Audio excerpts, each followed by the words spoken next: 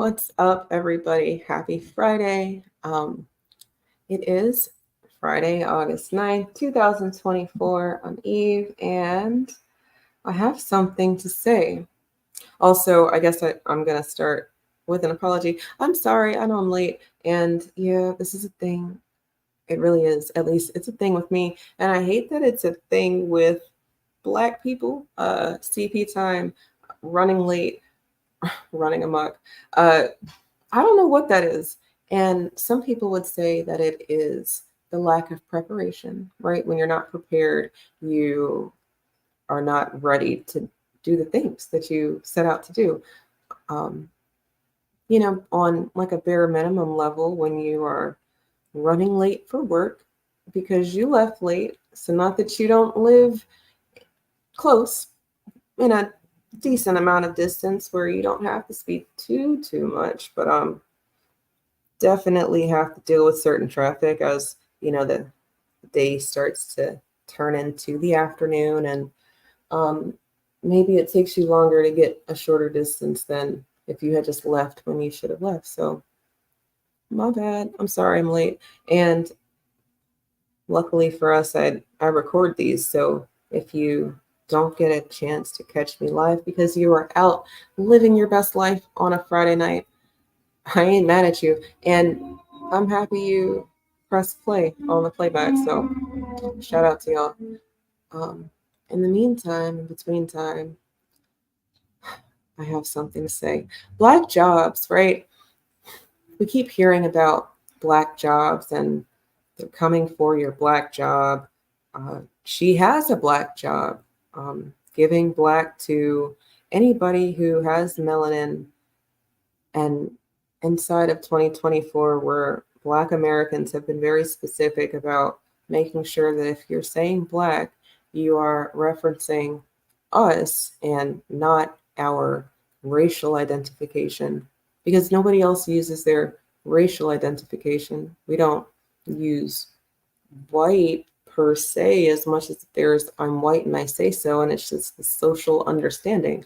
And there used to be a social understanding where Black was synonymous with African American, Jesse Jackson style, but descendants of enslaved persons and people who were here prior to Columbus that aren't classified as Native American right now. Because yes, there are people classified as Native American, but are they the indigenous people of the land, or are they something else? And Not Like Us came out and everybody uses it.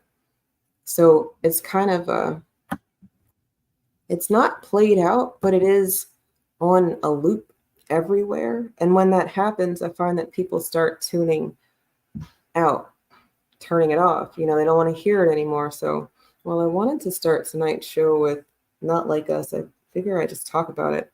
And well, tonight's conversation about Black jobs, I find that there's a lot of people not like us in these Black jobs, and they're not Black, or they are Black, but it's their racial identification, and they don't identify like that.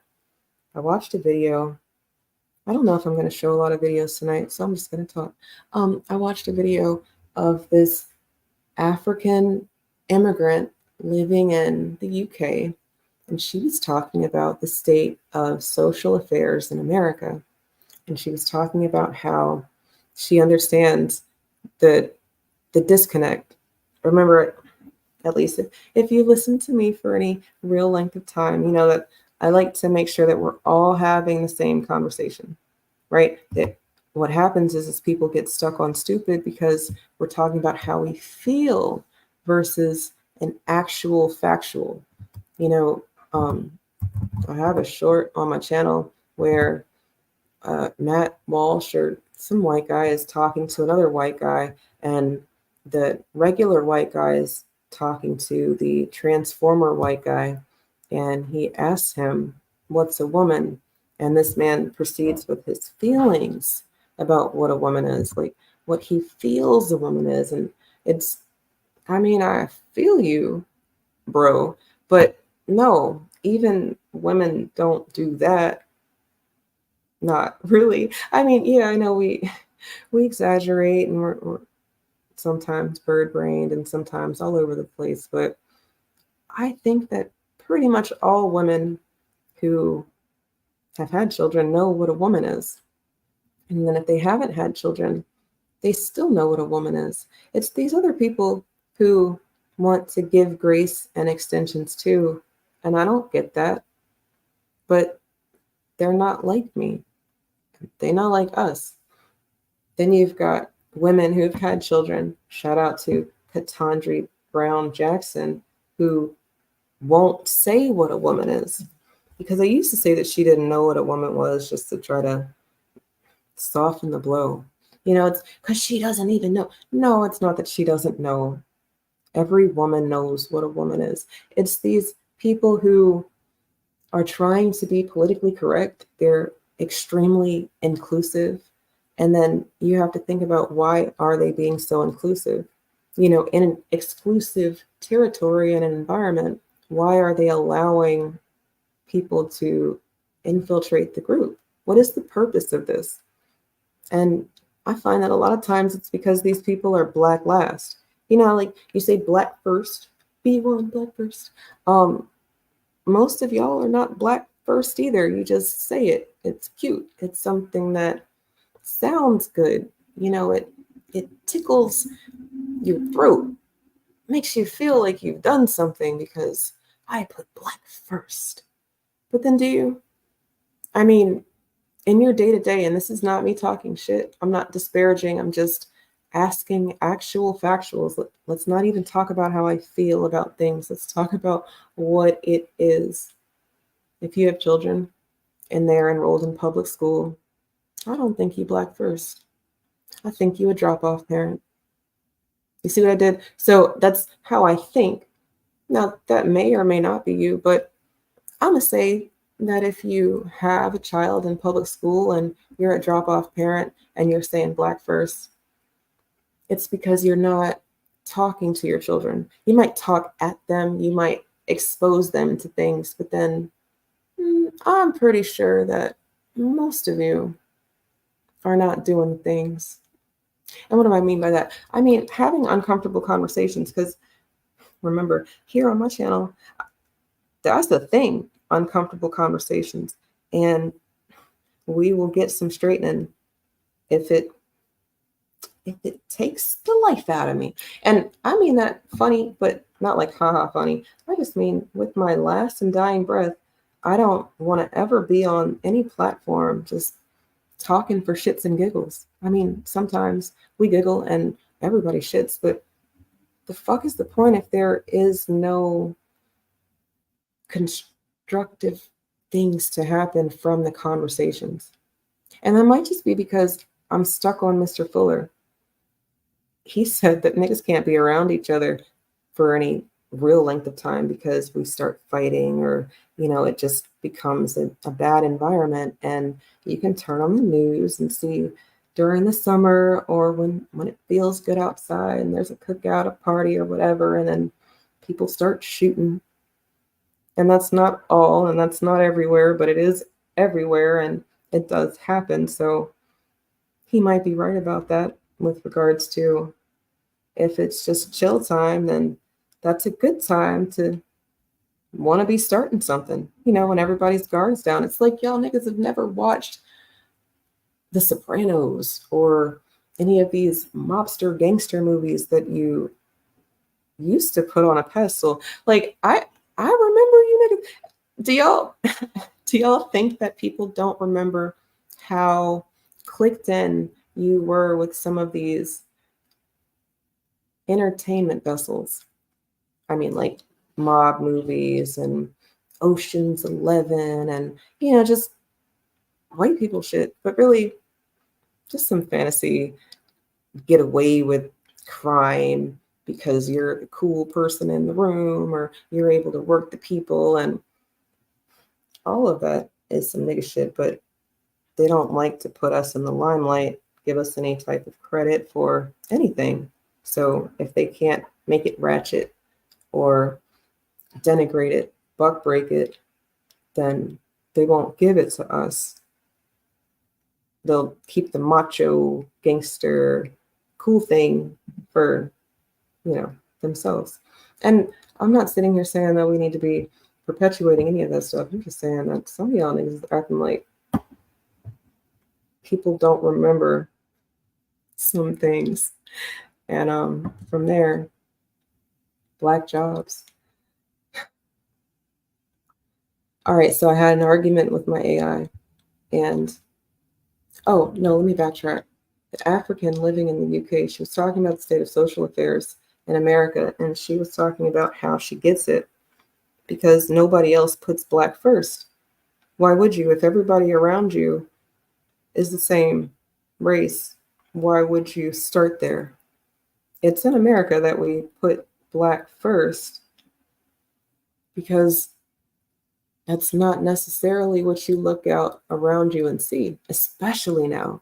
I mean, back in the day, let's go 50 years. So this is before I was born, what I've heard from the people who are around now and people who aren't around anymore. But, if you were around Black people, it was because you lived in a Black town, a Black city, in a Black neighborhood.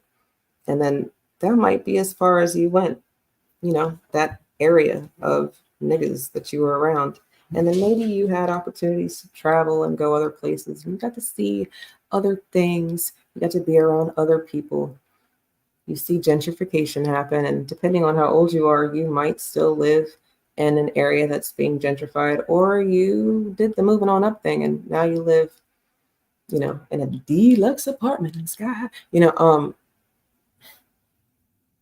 I don't know. What I do know is that in these other places where there's a lot of melanin, you wouldn't have to say you're Black. And then for a long time, coming over here, your melanin, at least Black Americans, equated that to Black. Because still, when you looked around you, it wasn't necessarily like we were dominating. And then even if we were, when you turn on the TV or you look at movies or you look at the industries, you're not going to see us dominating anywhere. And that's by design, it's on purpose. The system is doing exactly what it's supposed to be doing.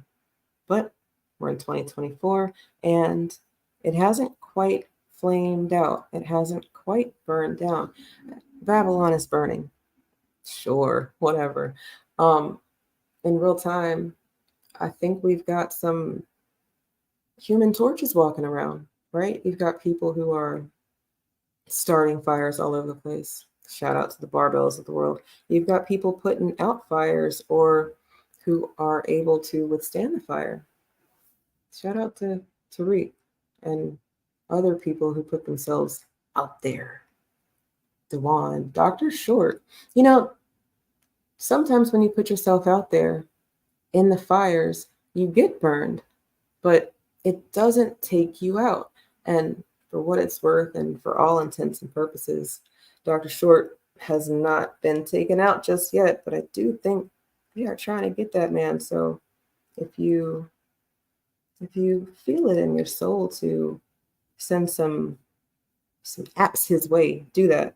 $ Randy Short. You can find him on Cash App. But the fires, it's a lot of people who act like they won't get burned or act like they can't get burned or act like they are untouchable. And then they'll just run amok. They'll do whatever they want to do. There's so many different directions I want to go, but I guess let's start with Ketanji Brown Jackson, because I got in an argument with my AI earlier. So I was asking it about the first Blacks, and it was giving me, Barack Obama is the first Black president. Oh, I asked it for contemporary first Blacks, because originally the first list was like Thurgood Marshall and Shirley Chisholm, and I was having an issue with the list because it was saying the first Black. It was giving a melanated American, but it wasn't giving a Black necessarily, right? Shirley Chisholm is not a Black woman per se, as much as she's a woman of her time. And back when she was around and there were less melanated immigrants walking around freely here, we were on that, you Black, I'm Black, we all Black together. So she gets the designation of the first Black woman to run for president. And she the first Black congresswoman too. Let's see. First Black woman, yeah, elected to the United States Congress. This is how everybody identifies her, but she is a first generation immigrant. A lot of our grandparents are children of like the early 1900s, maybe cut off 1930s and maybe 1940s. I don't know. Anything in between 1900 and 1940. Just because you were born here does not make you a Black American, as much as it does mean that you have experienced some things that other people wouldn't even imagine. And then I'm just wondering, like, you did that on purpose, right? Because you had to have known that racism, white supremacy here is how and why then people are able to do all of this crazy stuff all over the world. Like they're learning it from these white people over here. But for what it's worth, the minimum amount of people over here that were unable to control the amount of us that were over here is why we were able to fight for what's ours and start the process. And damn, it's been a 200-year process, niggas. Like, I don't know why it's taking us so long to do some things, but I'm gonna just blame it on your heart. You're so loving, you Blacks in America, just so loving. You don't want to do it the easy way. You want to do it the nigga way, the CP time way, that I'm gonna get to it when I get to it, and it's gonna get done, but it's not gonna necessarily happen right now or because you said so. I guess that's why niggas get so comfortable with the God's timing of it all. They say it might not be when you want it, but he's right on time. And I don't know how I feel about that. Maybe it's symbolic, right? Like you were rushing for something, and have you guys seen that viral story? The person was trying to get somewhere faster than they were able to get there, and once they finally got there, even though they were late, they had avoided like an accident, and like some very bad stuff happened on the road. And what if that was them? And if I had left on time, then what if that was me? All of these different things start running through people's heads. And I'm like, yeah, those are huge leaps. Like, I don't know. I think if it's somebody's time, it's maybe that's not the accident that gets them. Maybe it's something else. I don't know. Because I don't think things happen coincidentally. But I do think that people can not know the reasons why things happen. So Shirley Chisholm, child of immigrants. Ketanji Brown Jackson, child of immigrants. And that woman doesn't even know what a woman is. So from Shirley Chisholm time, who knew what a woman was, 1924 is when she was born. In 1968, that's when she was elected to be in Congress in Brooklyn.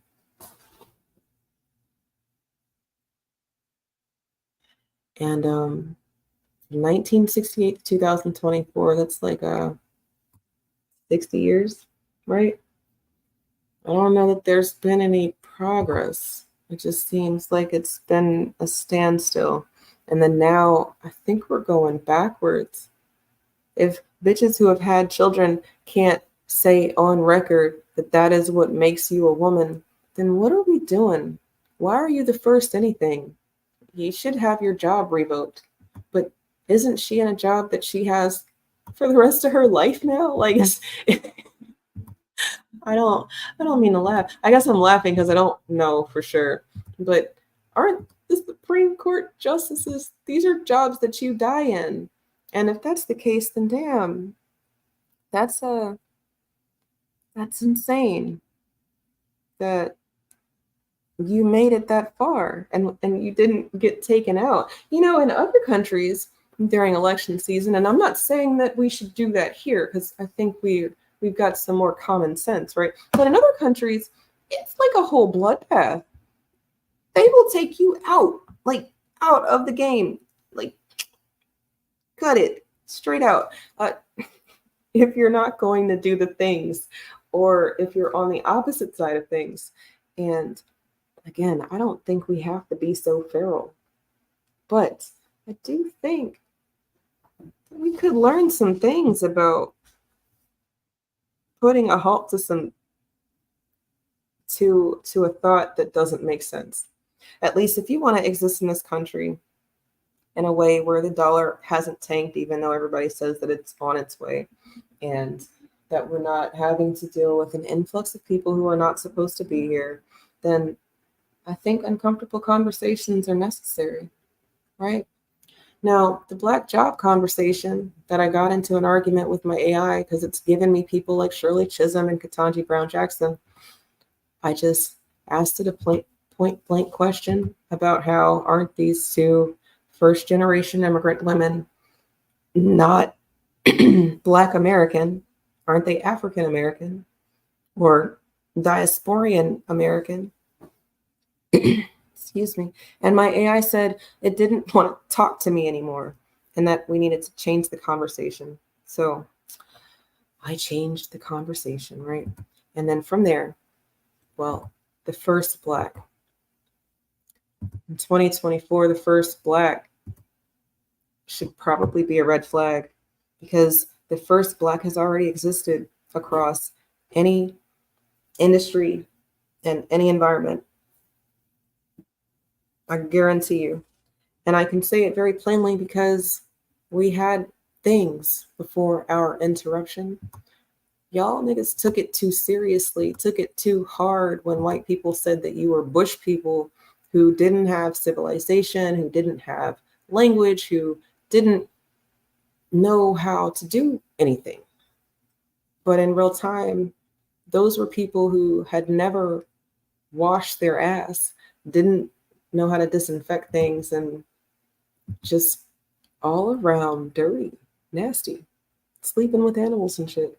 And I'm not even talking about the nasty type of sleeping with animals. No, I'm talking about it's cold, so let's all huddle up in the house with the goat and the cow and the chicken because it's warmer together than apart. We don't want the livestock to freeze to death. Also, we don't want to freeze to death. And then, damn, sometimes they start doing some strange things with these animals. And I don't really want to go there because my boy Minnie is sitting right across from me. And he just gave me a look like, what are you talking about? You want to go upstairs? Fine. But no, y'all know that there are laws on the books about people doing weird things with animals. And if there have to be laws, then that means that they needed to be regulated. I used to be of a mind that thought that the Bible existed because some people needed instructions on how to treat people. And I think I'm back there.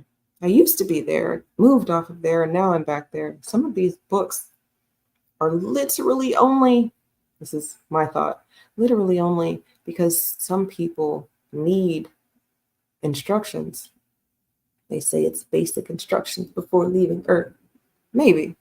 Or maybe some people are lacking humanity and they need a guideline because without a guideline, they're just going to be doing all sorts of crazy things.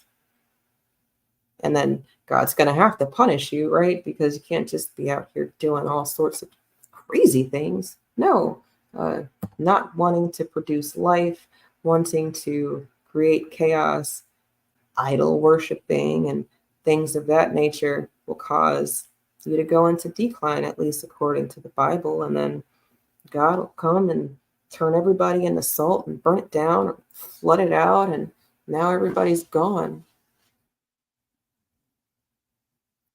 I don't know if I believe the stories like that, but I do think that the stories can be used for people who need them. And if you need to know that there's a consequence for your actions and it has to be so detrimental that you won't do these things that you feel, then yeah, I need you to read those stories because in real time, we are dealing with people who want to steal our minis' innocence in environments that are supposed to be safe. Full circle, Black first people who have their children in public school are probably not Black first because, I mean, really just having them in public school right now after COVID, after all of these exposés of teachers not teaching appropriate education or teachers not paying attention to your child, or just the fact that they lost so much instruction and then had to go be competitive against the rest of the world who doesn't do things like we do over here. No, it's a lot of backwards thinking when it comes to how we educate the youth.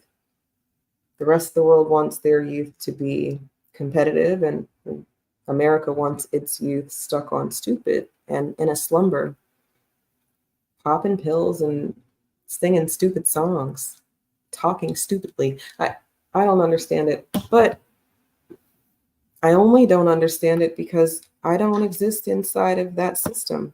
I mean, I am, but we got the matrix going on. You can unplug and do something else. Black jobs. The only Black job is the one you create. That's it. Really. I mean, yeah, you might know somebody who is a business owner and maybe they hire you, Black job. Sure, that can happen. And it does happen. Shout out to the school that I work at. That's a Black job, but it's not owned and operated by us in a sense where, he's not the school.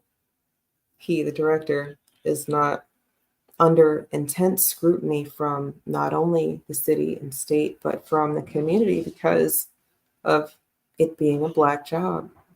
Literally having a Black school is a Black job. So yes, there is that. But you can't do anything wrong now because of your Black job that you've created. You've shown people that you're out there, and now you a super duper target. Now you can't really act like everybody else. You gotta operate differently. You have to, yeah, Scarface. I don't know why I couldn't fucking think of Scarface. Raheem, thank you for saying that. It's one of those white people gangsters that everybody likes to talk about, but not be about. Those people were creating jobs for their people. Black people get real funny, and I'm not saying Black Americans only, so let's take the race out of it. Melanated people in America get very funny when it comes to Black jobs.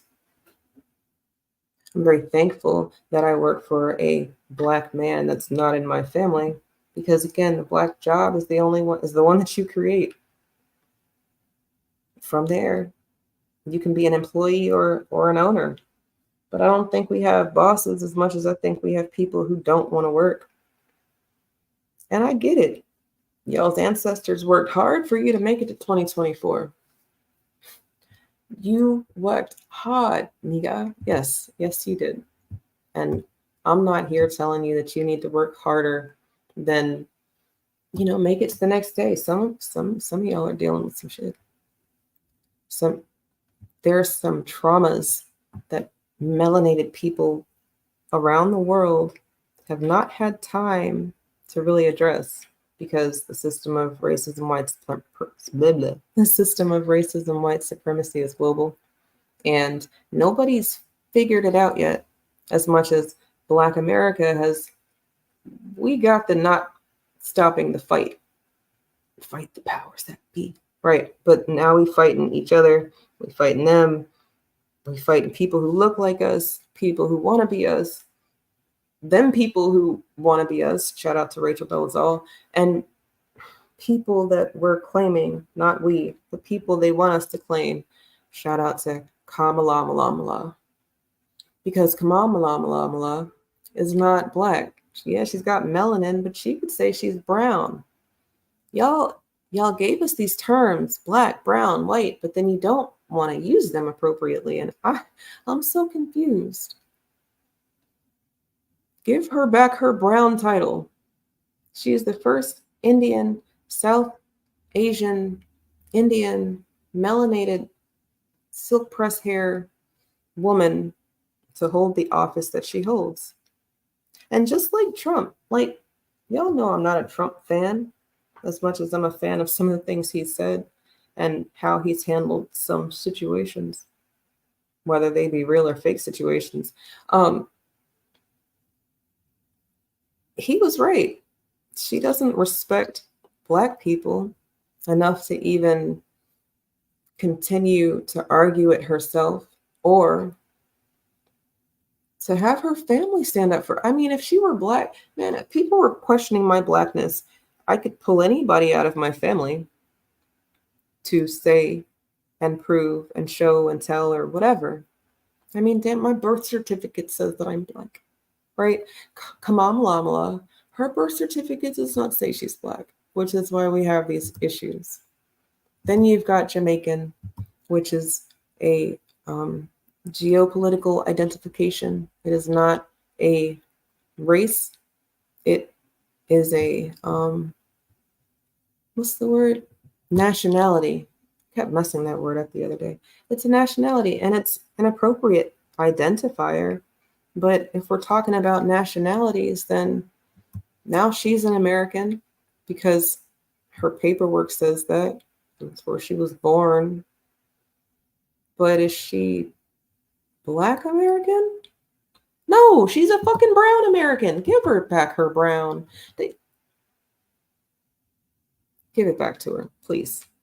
I thank you for your cooperation in this and moving forward, Black being an identifier for descendants of persons enslaved in this country or who were here prior to Columbus. And then from there, you know, wherever you are, identify how y'all have been identifying. I know that in Nigeria, you're not calling yourself Black. Also, y'all not just Nigerian. Don't y'all got all them different tribes and shit? Like, y'all don't even use your country identifier like that until you come over here and you want to separate your positives from your negatives, and then you dump your negatives on Black. Rashad, she is a tether. And people don't like tether. I love tether. I like the definition of tether. It makes sense to me. It seems like a word that shouldn't really offend people, but I also am a person who thinks that transformer is an appropriate identifier for a person who has transformed from a boy to a girl, a man to a woman, and vice versa. Right? But that's just me. And then people think I'm being mean. I'm not being mean. You know, like, right. If you just looked up the definition, anybody who has an issue with tether, if they just looked up the definition of tether, the first primary definition, it's a verb to tie. And then they say an animal, but people are animals, right? Just follow me down the road a little bit. To tie with a rope or chain so as to restrict its movements. That's the first primary definition. Secondary definition, another verb, to use like a smartphone in order to connect a computer or other device to the internet. Now, Black people are symbolic. We are a person who can use words different ways. We can say, you good? And that means 10 different things, depending on where you are, how you said it, who you're talking to, what the circumstances are around it, and just, well, all of that. They don't do that. You know, things need to be black and white for them. But now in 2024, when they are calling each other nigga, it's a very strange land. But tether, to tie an animal to as to restrict its movements, Black America feels restricted, don't you? Don't you feel like we can't really do anything? Aren't we still dealing with them people? I mean, yeah, we're not in chains, but don't get in trouble. No, don't get in trouble. If you get in trouble, you will find yourself having to deal with their justice system. And their justice system says that if you get in trouble, then we can put you to work for free. and treat you really bad, right? Prisons in other countries, well, I also know that prisons in other countries are really bad. And then some prisons in other countries are not bad at all. They seem to be a rehabilitative place, right? Because they want the person to be able to integrate back into society. But over here, I don't know if that's really what they want when people are going to jail and having to stay there for longer and longer and longer because they can't pay the fine to get out. You owe $300, but you lost your job when you went to jail. So now you have to work for the state in order to pay your fine. And then it's not like you're getting paid what everybody else is getting paid for the same work. No, you're getting pennies on the dollar. And I don't know the exact stats. Y'all are going to have to do the thing with the Google. But you know that what I just said was true. And if I'm not true, tell me in the chat. It's cool. I'm not the authority. I am just Steve. I don't try to act like I know everything. But I will Google something if I feel like you need to know it. And I need to make sure that I haven't said something crazy. But you're hungry again. Man, look, living with boys, they eat all the time. Literally, that's all they do is eat. And if you send your mini into the belly of the beast unarmed, then you're not Black first.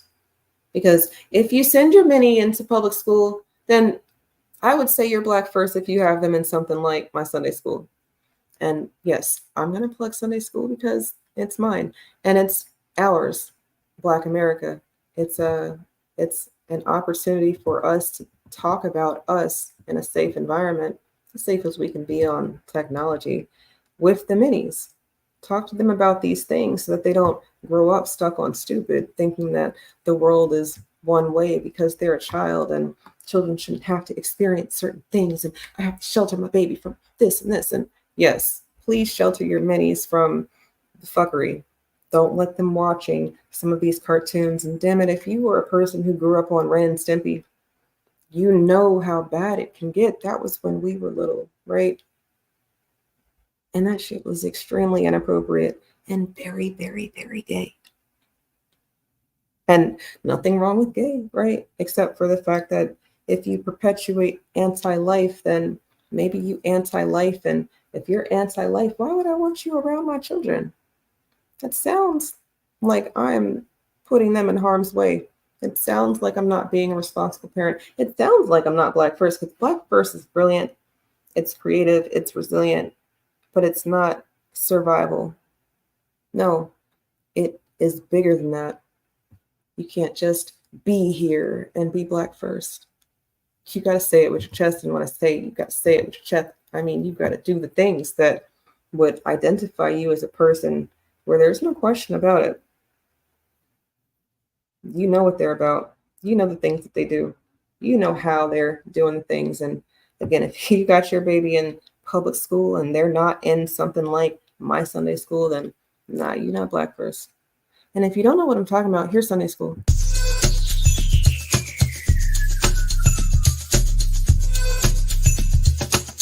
Supplemental learning for your mini.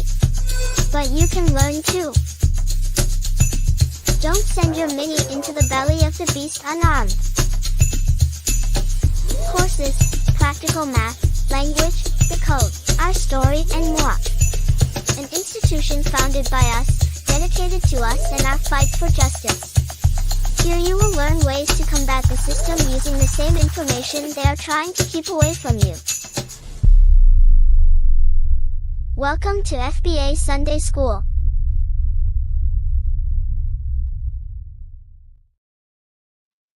All right, y'all know Black people are real church goers or very familiar with the church. And I mean, Sunday school, just because it's school on Sunday. They're over top of the stove. I made donuts today, so yay, donuts. Anyway, school on Sunday. I guess it kind of sounds boring because it's school, right? But I don't know what you would call a place where you learn something. And I don't really want to call it church, so Sunday school seemed appropriate. FBA Sunday School because it's about the foundation. You might not like Tariq or FBA, the acronym, but if you're a Black American, I hope you can appreciate the fact that words have meanings. And when you apply the meanings to the words, you can get some power from that. Literally, that's why we fought so hard about this African American thing. I mean, we fought so hard that they couldn't use their puppets to perpetuate it because we are giving it back to them. Elon Musk is an African American.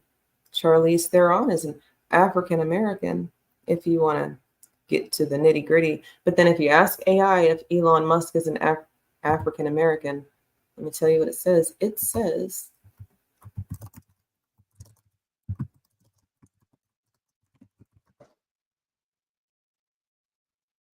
Elon Musk is a white South African, not African American.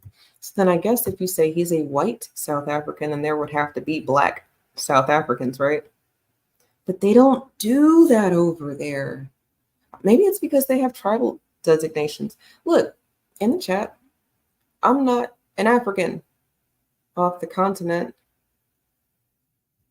as much as y'all might have been there a little more recently than me.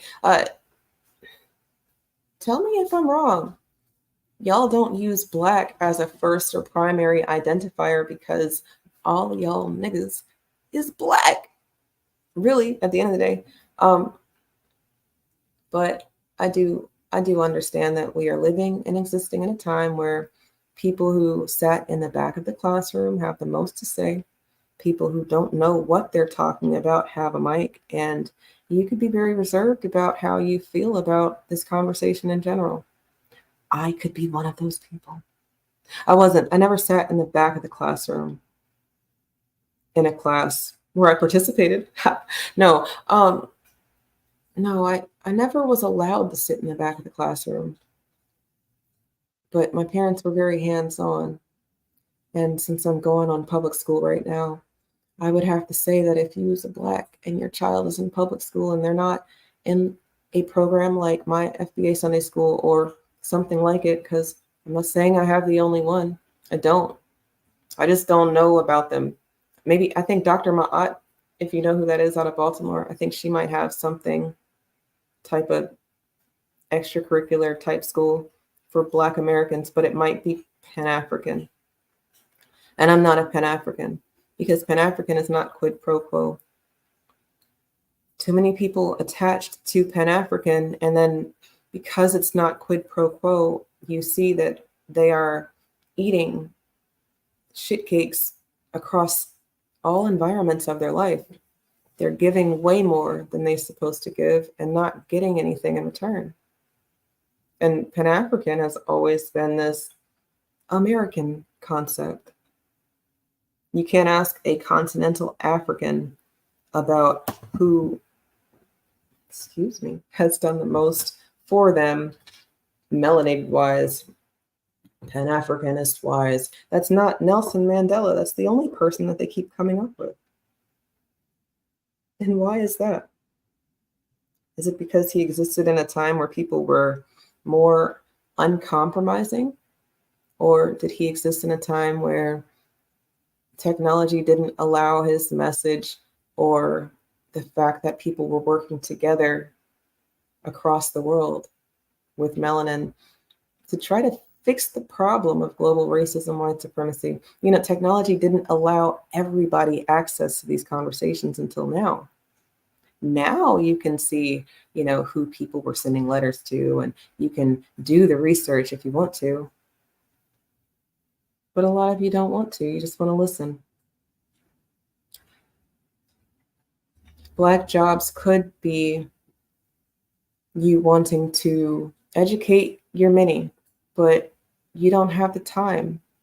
So you and a couple parents from the same school who all have minis of the same lineage, you get together and you talk to your favorite Black teacher and you say, hey, we will pay you to teach them. Will you do it? And in real time, I saw every other racial, cultural group doing some shit like that and not us. What is that? If you have a mini and you don't know the homeschooling rules in your state, you're not Black first. If you have a mini and you're using their systems as your base, you're not Black first, because Black first is going to have to be blunt, or at least I'm going to have to be blunt with you. Hey Yoshi, thank you for that. Black is blunt. Yeah, because if I hit you with a bat, with the blunt end of a stick, you're gonna turn black and blue. That it's all related, right? No, blunt. If I have to be blunt, then I would say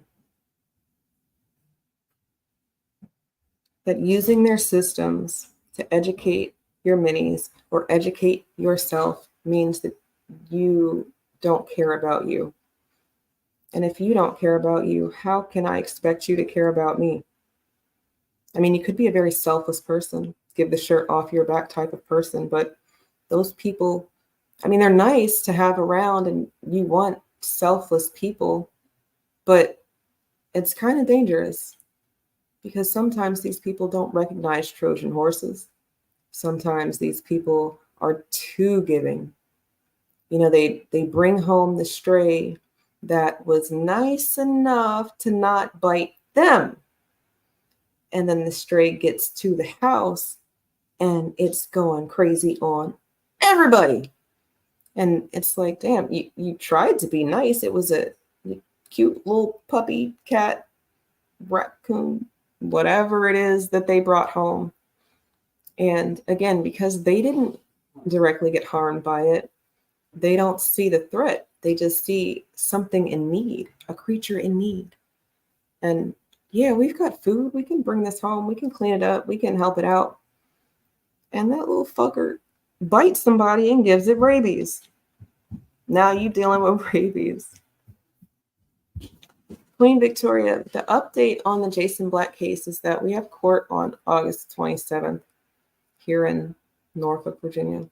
You can look up the information on Norfolk's judiciary website. It's norfolk.gov, right? And then General District Court. And I've posted about this on a couple different shows between now and the last time we've had court. So you can like fast forward through it, get you a little screenshot of what information you would need to use to look it up. But I'm not necessarily going to post that. I don't have any mods tonight, right? Not because I didn't fire anybody, right? And it's not because I was doing the Jeremy thing. It's just people have lives and I'm not paying anybody to do this. And well, I never asked to be paid to mod. You guys are so silly about that shit. It's just I am the authority, and you need to send me your cash apps.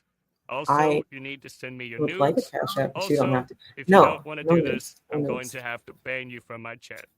No, I'm not doing that. But all the way free. That's my baby. No, that's my man. Y'all don't know that. All the way free is doing the dad thing right now, and it's me and homeboy, the oldest boy mini, and we're doing this thing with you guys tonight. So he is not in the chat. And then Isla, she got a life. So it's just me and you guys, and hopefully you don't do too much in the chat. But I do like when you guys are interactive. So I hope that answered your question, Queen Victoria, and moving right along. Actually, we can stay here for a bit because Black jobs, the ones you create, if you have a business and you tell people that you need help with your business, they might help you. And then if you have a business and then you tell people that they have to work to get paid or benefit from being around, then you would have a Black job. But abuse, is that a Black boss or is that something else? I don't know. I find that Black first if you've been saying black first for the past, I don't know, 10, 14 years, then you might need to have a conversation with yourself. Because if you don't mean it how I mean it, and I'm not the authority, so it's not just me. If you don't mean it how Dr. Winters means it, how Dr. Anderson means native black, how Powernomics means to circulate the dollar with us, it's not an abusive model. It just is a model that works because everybody else does it. They're white first, they're Spanish first, they're Mexican first, they're Chinese first. We got fucking Chinatown in America. We have Chinatown in DC. How? How does Chocolate City have Chinatown? But it does. And also, I don't think it's called Chocolate City no more. Shout out to my hometown. Hmm. You know why what? Why China's in DC? Why? So people can experience China somewhere else so they don't have to even plan to travel on. Yep, that's a really good answer. Yeah, I know I don't normally like stop my lives to talk to my minis, but why not? Y'all are chilling. And maybe y'all can learn something too. But he was talking about why he thinks there's Chinatown in DC and San Francisco and stuff. And it's so that you can have the experience without having to get on a plane. And that is absolutely why you would have these cultural immersion areas over here in the melting pot that is America. But it's a little bit deeper than that. Sometimes my minis pay attention in Sunday school, and sometimes they don't. They're children. Look, I'm not saying that they're gonna be these militant little warriors who are ready to go and like American first and not loving children who like to play and like to be kids, but they do have thoughts and they do have questions. And I do think that it's unfair to send them away from you at 18 because they're adults, or to send them to people who don't like them for their learning. Black America had to realize that the hospitals don't like us, and it's not because they've ever treated us right. Henrietta Lacks and her HeLa cells and Black women and the torture and trauma that we went through for birth and reproductive science, right? It's a very dark story in these industries that are supposed to be helpful. I don't remember if it was you guys or with Dr. Winters or even if it was Sunday school, but we've talked about firefighters. Nobody ever thinks about firefighters being aggressive. But if you're there to save people from a fire and you don't because you're white and they're black, then aren't you as bad as the cops? As bad as the nurses? As bad as the doctors? Are these the only environments? No.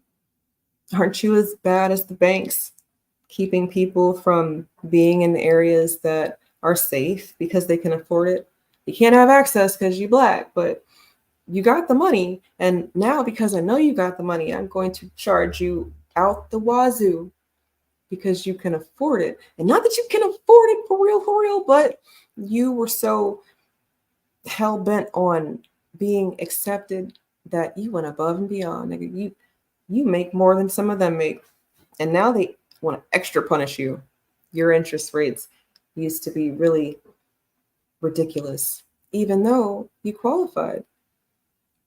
You know, we got credit over here. Your ability to pay things back based off of your ability to pay things back. You know, your history and pattern of paying things back. Can you take on the responsibilities that you've accepted, or are you a person who's going to let these things just go haywire?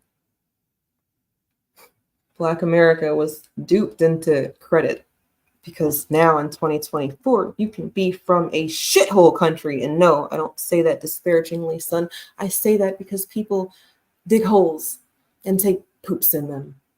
And if that's a place you come from, Donald Trump said that was a shithole. So we're just giving it to him and using it because it makes sense to me, right? Like Tether. Places that don't have plumbing that we have over here don't have to have the same credit. No, they don't have the same requirements at all. How? How do you come from a place that doesn't even circulate the American dollar like that? And you can come over here and spend the American dollar like that. You can make the American dollar. Damn it, the damn government will give you the American dollar because you made it. Kamala, she said, well, actually, she said they put out the first policy that I've ever seen since she's announced her presidential running for president. And it was about being tough on the border. I do think that's something I'm going to share. So I'm going to try to pull it up on the screen. But did you guys see that? Kamala. If you call her Kamala, you're still going to niggify her. If you call her Kamala, you have niggified her. She is not black. Her name is Kamala. Or Skamala, like Dr. Short said. Or Kumswala. But I'm trying to keep those names to a minimum since, again, the boy Minnie is sitting right over there. And I don't want him to be using these words, but he does need to know what it means. He can't be uncomfortable about some of these things. Let's see what Kamala said about her policy. They said,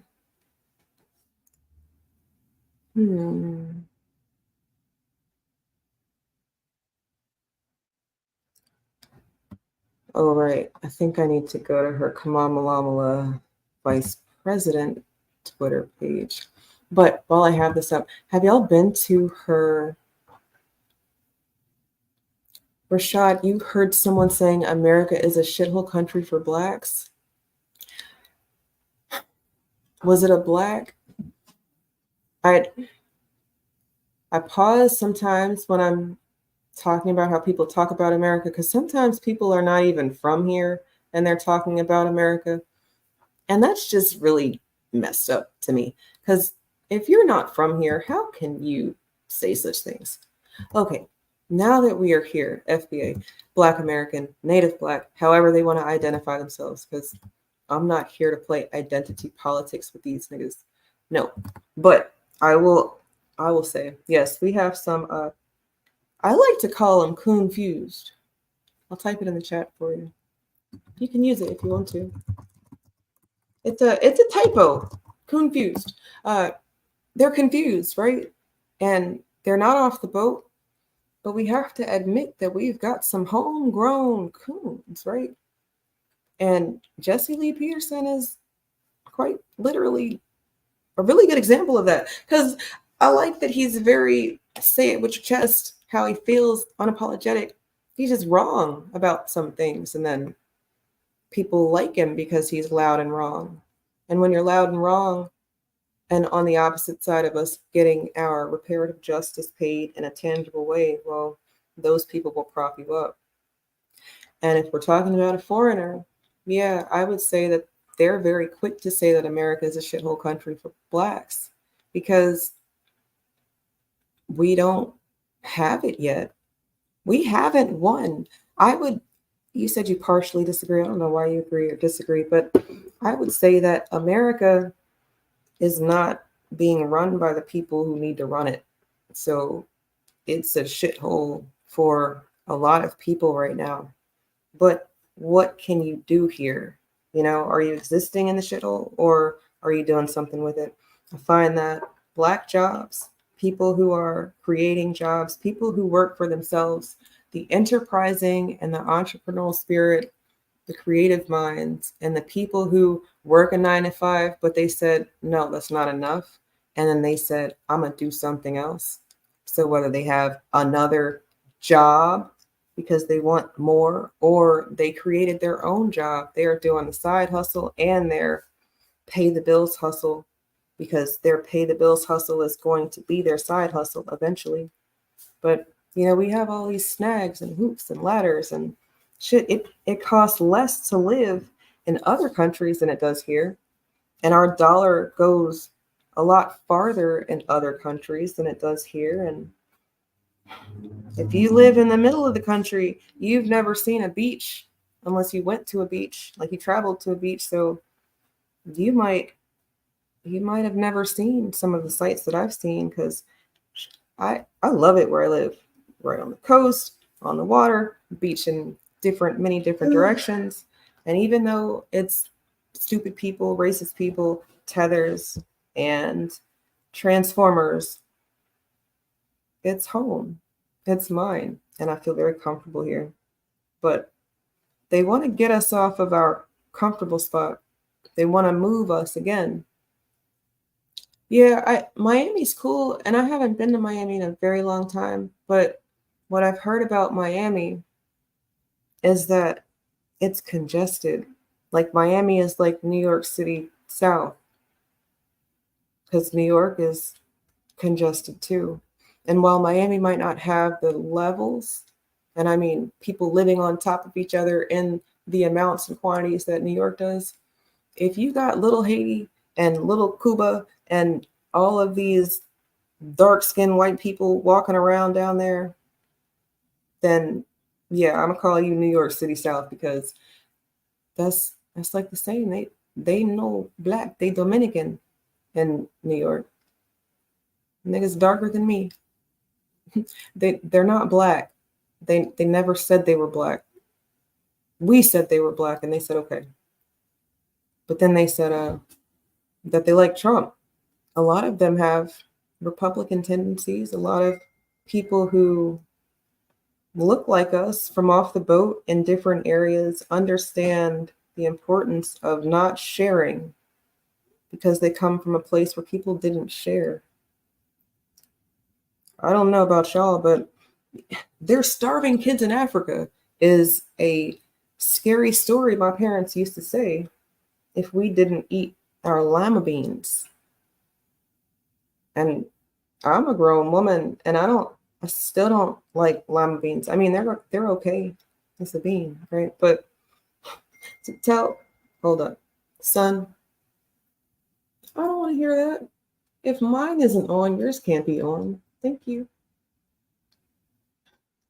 Actually, let me take a pause right here so I can chop it up with my boy Minnie real quick.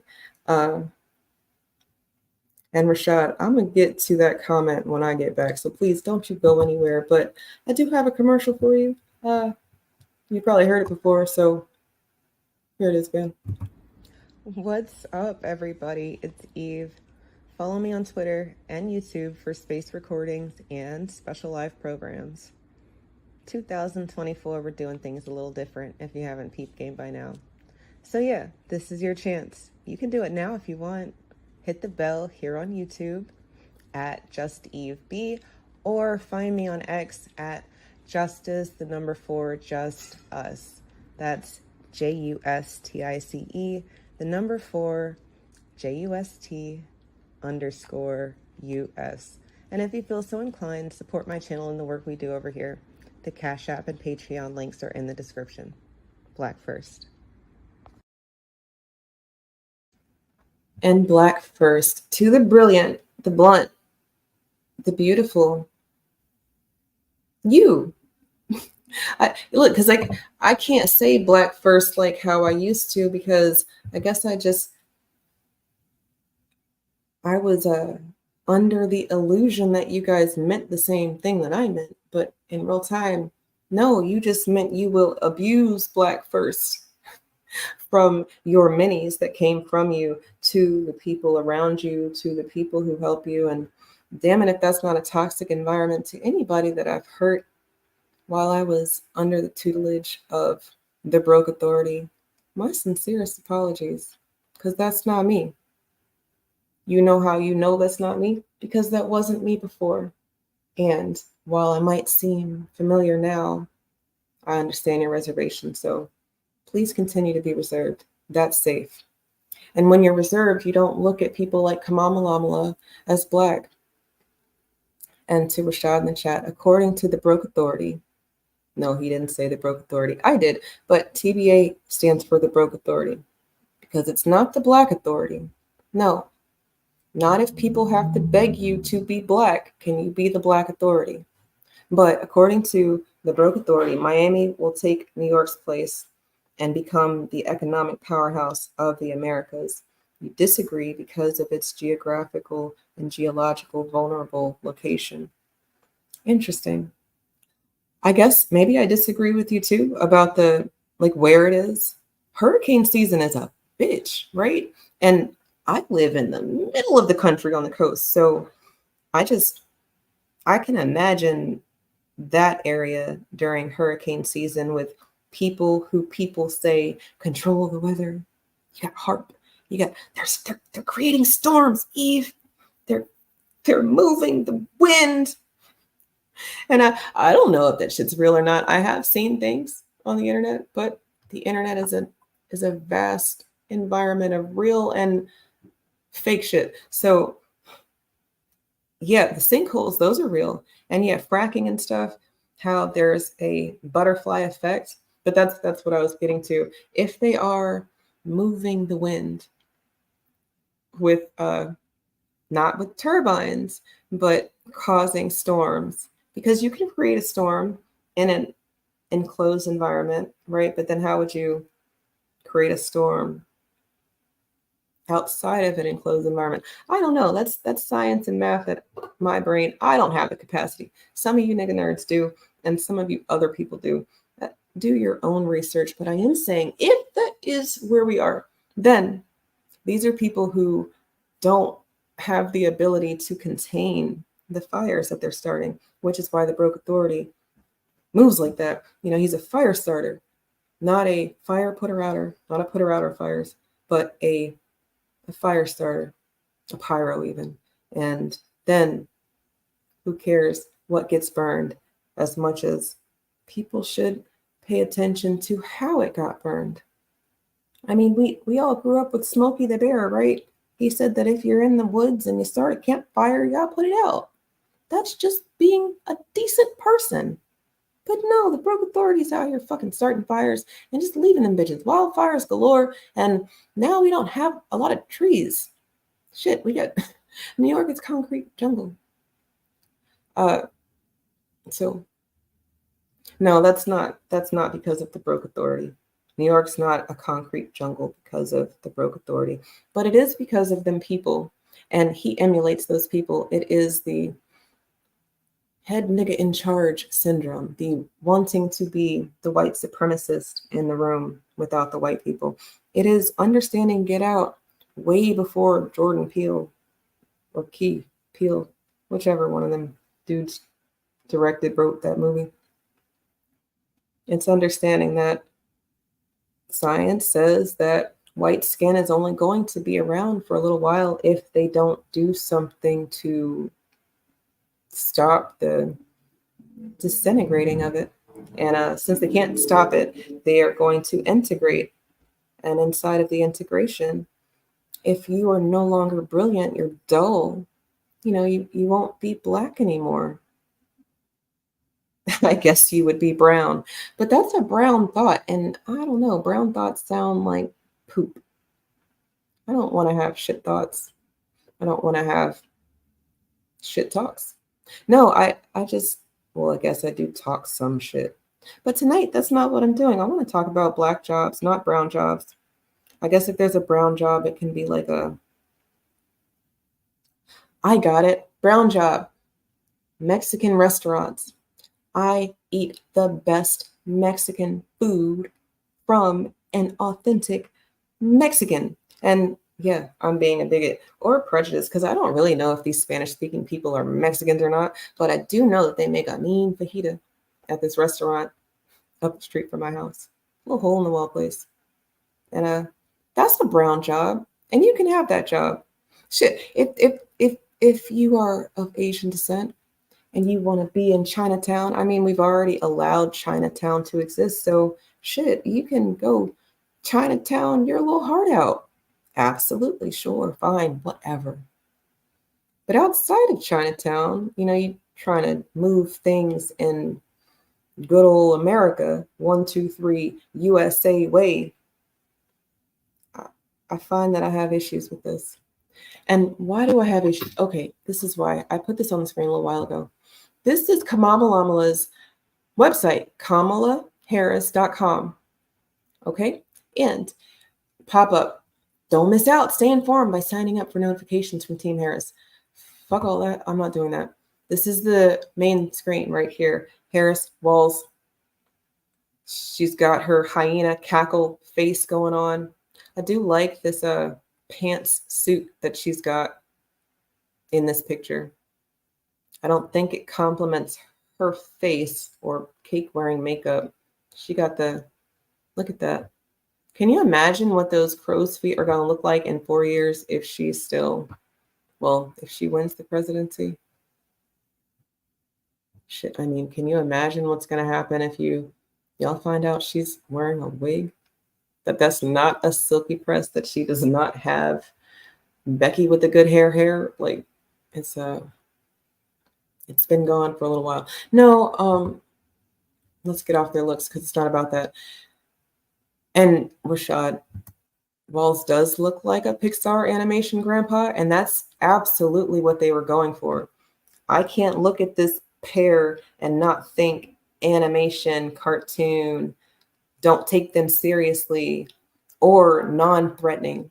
And I think that's what they were going for, the DNC, the powers that be, the shadow government that has control over being able to just throw this Democratic nominee in our face, even though the people said we don't want her.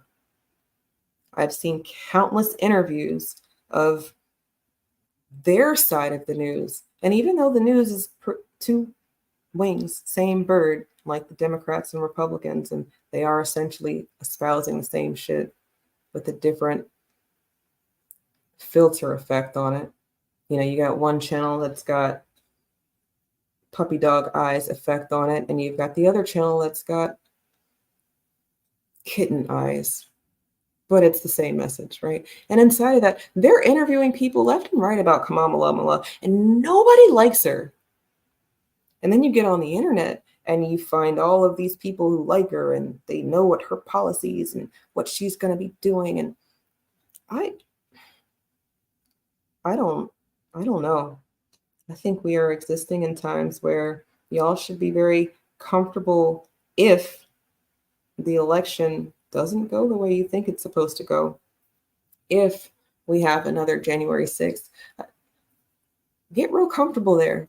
Because if you were afraid of what happened last time there was a disagreement with the election results, can you imagine what's going to happen now? People have been stockpiling protection and having meetings behind closed doors, you know, having conversations. I mean, the damn art is reflective of it. Even Obama made a movie about the end of times, right? And in Obama's movie on Netflix, you have the scene with the electric cars, the Teslas, they're all crashing into each other at that one section trying to get on the internet. Trying to get on the interstate. But in an emergency, everybody's going to be trying to drive away. So why would you try to drive away? Or why would you take the main roads? Or why wouldn't you have a plan? Proper planning prevents piss poor performance. But maybe you've never had a coach. Maybe you've never had an educator who wanted you to be competitive. Or maybe you've never had a person who didn't want to look bad because you were on their team. Because let's face it, that's really what I'm talking about. Like, we're all on the same team nigga in America, right? They look at us like one big nigga. They know which ones have curry and which ones don't. And if they say they don't know, they know. They know. They know. They know. They know. I'm not a singer. But nah, you know how I know they know? Because the white girls who get with you niggas don't necessarily get with Africans. Or Jamaicans, or anybody who isn't giving off Black American. Like if you kind of talk the talk, you can kind of float. You have an accent, you can't. They don't like Africans. They like you niggas. They like Black Americans. But this conversation is not about that because fucking Becky is not a Black job. And if it is a Black job, y'all niggas ain't getting paid enough to do that shit. Not really. I mean, I think during chattel slavery, fucking Massa Tom was a Black job, but not really because we weren't getting paid for that shit either. No, if anything, the Black job was how Bessie enslaved ancestor, not mine, but somebody's, and Henry enslaved ancestor, again, not mine, but somebody's. It's when Bessie and Henry, who were together, made a plan and said, yeah, I know Master Tom's about to go hurt you and shit. And yeah, I know we're not quite at a spot where I can fight him like that, because last time people fought, they started selling everybody, and we couldn't recover from that. We have to move a little bit more strategic. So when he gets you in there and he starts trying to hurt you, don't scream. When he takes it from you, act like you like it. And she's gonna say something like, but I don't like it, and I don't want it, and no, and did it. No, that Black job, that getting paid to get fucked or raped or whatever, that was the Black man and the Black woman coming together and saying that we're going to make something out of our shit situation. So Rashad, when you say that Black America is a shithole for Blacks, I'm sorry, that America is a shithole for Blacks, and people can say that, they can say that they can say that over here in America with their fucking chest, because niggas are not gonna fight. But I will. So don't say that shit around me. And I'm not talking about you, Rashad. I'm talking about anybody else. Don't be over here in my land, in my home, saying that it's a shithole when I can Google the demographics of where you come from and the fact that you're not there because of how hard it was. Well, fuck you, right? Respectfully and disrespectfully. And yeah, a person who says that they're not going to do something that's only going to benefit us, that was a red flag. And then she laughed about it, right? But she's had so many red flags. And this picture on your screen, let me make me a little bit smaller so y'all can see a little bit better. Oops, where'd it go? There we go. This is supposed to be non-threatening. Trump is supposed to give off threat, menace to society. They want to show him being all big and bad because it works for his demographic, that masculine, unapologetic, I'm gonna do whatever the fuck I want, I'm white and I say so, you're fired, even though I didn't hire you. They like that machismo. But then the women who run the Democrats and the feminists and the womanists and the transformers and everybody on the other side of things use that against him and say that he's not safe. He grabs them by the vajayjays. That's not safe, woman. You don't want to be over by somebody who's going to grab. That's why they talked about the bear and the man. And then some dumb bitches said that they would rather be in the forest with the bear. And these are not women who climb trees or are fit and when I say fit, I'm not talking about fight a bear. No, I'm talking, can you get away from the bear? You're not going to be faster, but you might be smarter because you're a human. And I don't think that play dead is what you're supposed to do. I think that the bears put that out there, a long time ago. Some bear who could speak human, or some human that could speak bear. Somebody fucked that up somewhere down the road, because playing dead, I don't think bears go for that, because if it's hungry and you look like food, I think it's still gonna bite you. And I don't know if you're gonna be able to play dead while the bear is nibbling on your toes. So I don't know if play dead is what you are going for, but maybe that's what these women who said that they'd rather be in the forest with the bear, maybe that's what they said, because they're going to play dead and the bear's not going to hurt them. Bitch, you play dead with the nigga and he might not hurt you. I've actually read stories. I've heard first person account of women who played dead. Not like they were dead, but it was like a date rape type of situation. So maybe the guy didn't mean to put them in the situation of everybody's fucked up and intoxicated and he wants to do it and she don't really want to do it, but she can't really say no. And yeah, we are all adults and we can make decisions on our own, but I'm gonna take advantage of the situation, right? And she's not all the way drunk. She's not pissy drunk, but damn it if she didn't act like it. And I've heard people say that it didn't happen. Like the interaction was necessary for them to get it up. And because these aren't slime balls, these aren't Jeremys, these aren't people who would say something like, I have my candy bar and if I want it, you know I can take it. No, that's a slime ball. Not those people. I'm talking just people who were victims of circumstance. Everybody's drunk or fucked up, and the person you came with, you feeling them. And maybe y'all haven't had the sex talk yet. I don't know. She might not even be doing that right now. You know how some women are abstinent or new virgins and abstaining and finding themselves, and what it really means is they haven't found the man that they want to do yet, so they're finding themselves. I think all of these things I think they're all relevant and necessary for the conversation, because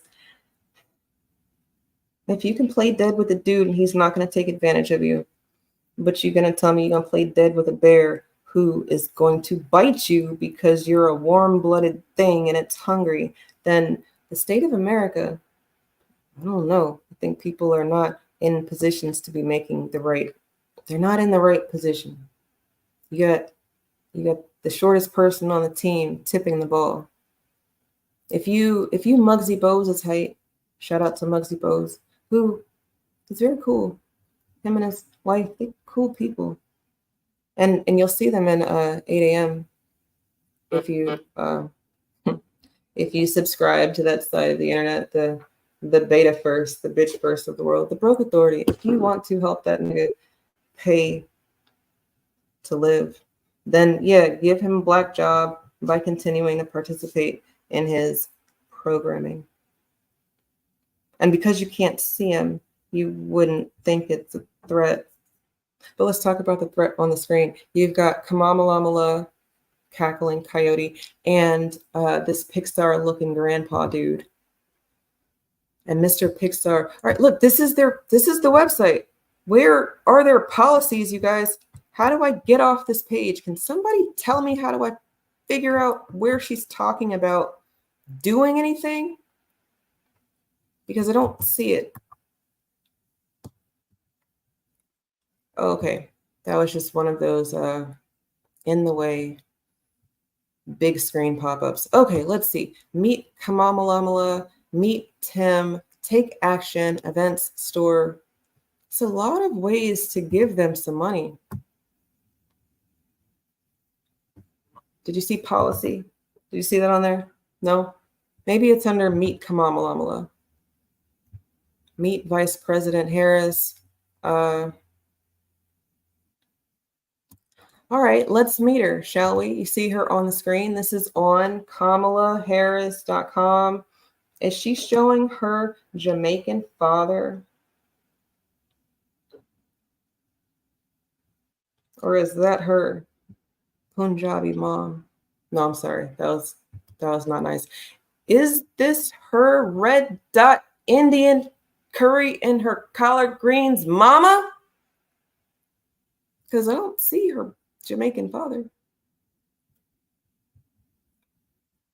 Okay.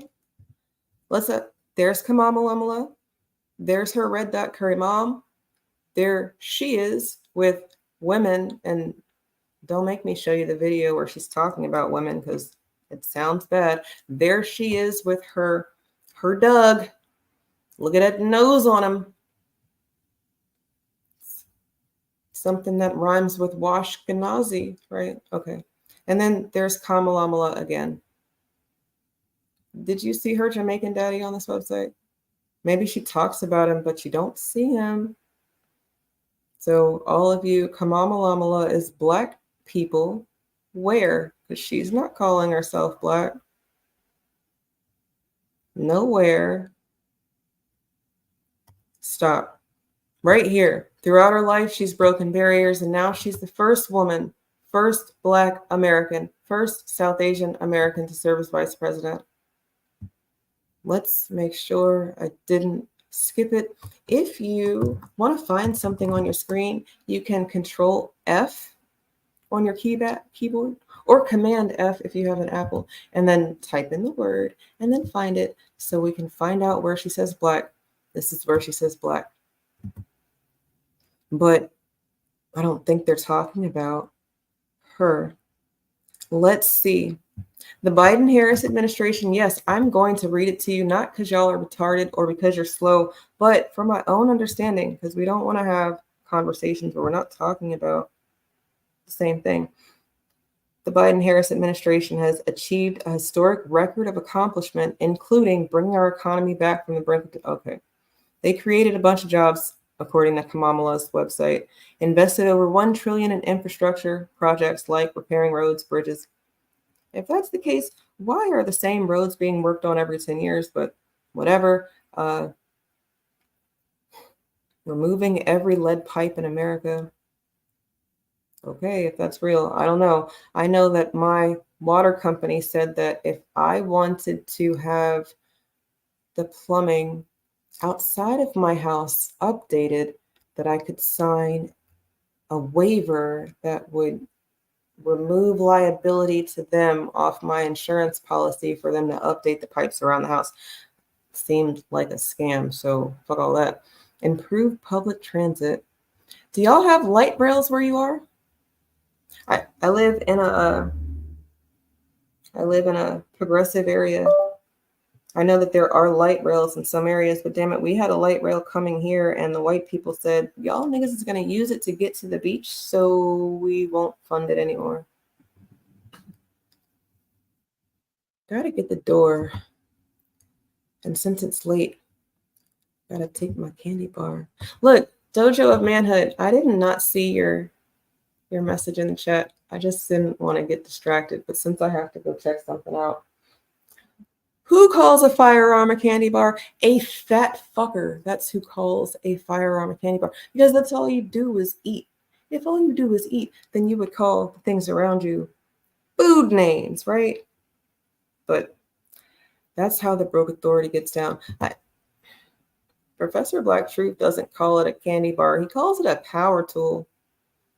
That shit always made sense to me. And I guess a candy bar, if you niggas have a hankering for something sweet, it just starts to get a little gay for me. What can I show you while I go do that? Yeah, here, check it out.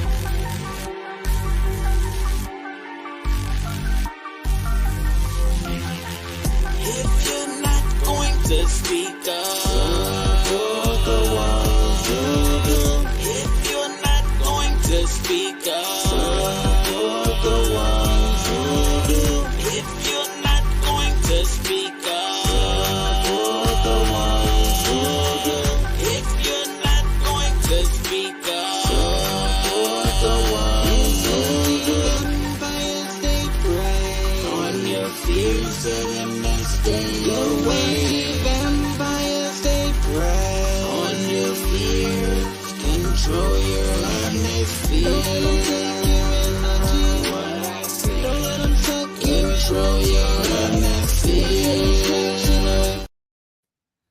right, I'm back. I couldn't find the stop button on that.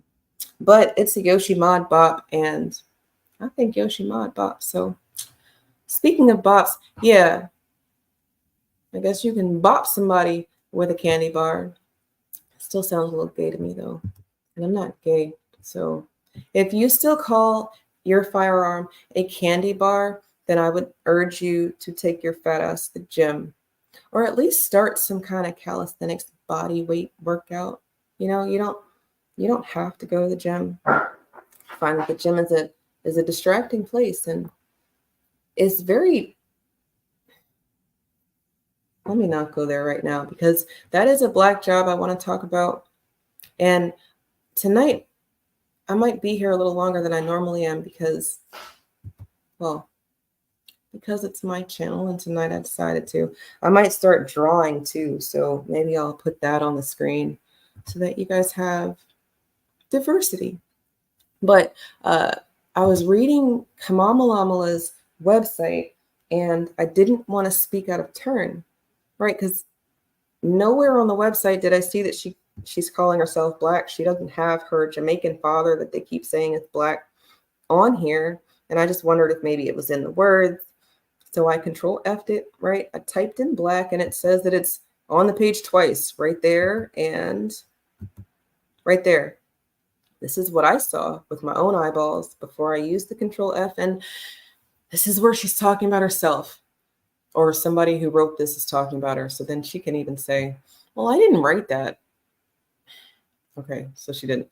But the other word Black on, damn, the only other time that she's talking about Black is when she says that, where'd it go? You can't be saying that you're Black and then you only have the word Black on your website twice. Okay, here it is. Strengthening the Affordable Care Act, lowering health insurance premiums. I guess that's Obamacare. Obamacare benefited pretty much everybody under $100,000. Like if you got a stimulus check, Obamacare helped you out. So shout out to Obama. But that wasn't a thing he did for Black people as much as he just did it for everybody. What else? We've got expanding healthcare for veterans exposed to toxins. Okay, that's cool. Does that mean that like the Tuskegee experiments and those Blacks who went through shit and were veterans get, how does that work? Because I find that Black America has fought in every war on this countryside, and then we've got people who are literally from countries that were fighting against us, but they have more weight. They have more say so. They get more benefits than we do. So maybe there's something to be said about saying it with your chest and then meaning it like you're going to go to war about these things. Because then you can come over here and you'll have people who will still go to war for you if you're not being treated fairly. You know, embassies, making sure that people's rights are being upheld. The fact that you can be an ambassador from somewhere else in this country and not have to follow the rules per se. But Kamamalama says Black here. It's a long sentence. Let's see. This is one of those Kanye West contract sentences, long ass sentence that is supposed to make you tune out to what's being said. But if you just focus, help me focus. It says, and appointing the first Black woman to the United States Supreme Court. And we've already talked about the issues there because Ketanji Brown Jackson is not a Black woman. Not only does the bitch not know what a woman is, I'm sorry, she knows. Not only will the bitch not go on record and say common sense shit, like she could just completely take herself out of it, open the dictionary and read the definition of a woman, but she didn't do that. but she's not from here. Does she have a white husband too? Is that a thing? Ketanji's husband is, here he is. Look at this guy. Goofy. Dr. Patrick Graves Jackson, if you're nasty. And that looks nasty. Okay, sorry. Well, Kamala says that that's an accomplishment for her administration, even though she keeps saying that she doesn't have any power, she doesn't get to do anything as vice president. So when she's president, she's going to be able to do something. Okay. It took a long time to say something very short, but I wanted to see if there were going to be any types of policies on the website.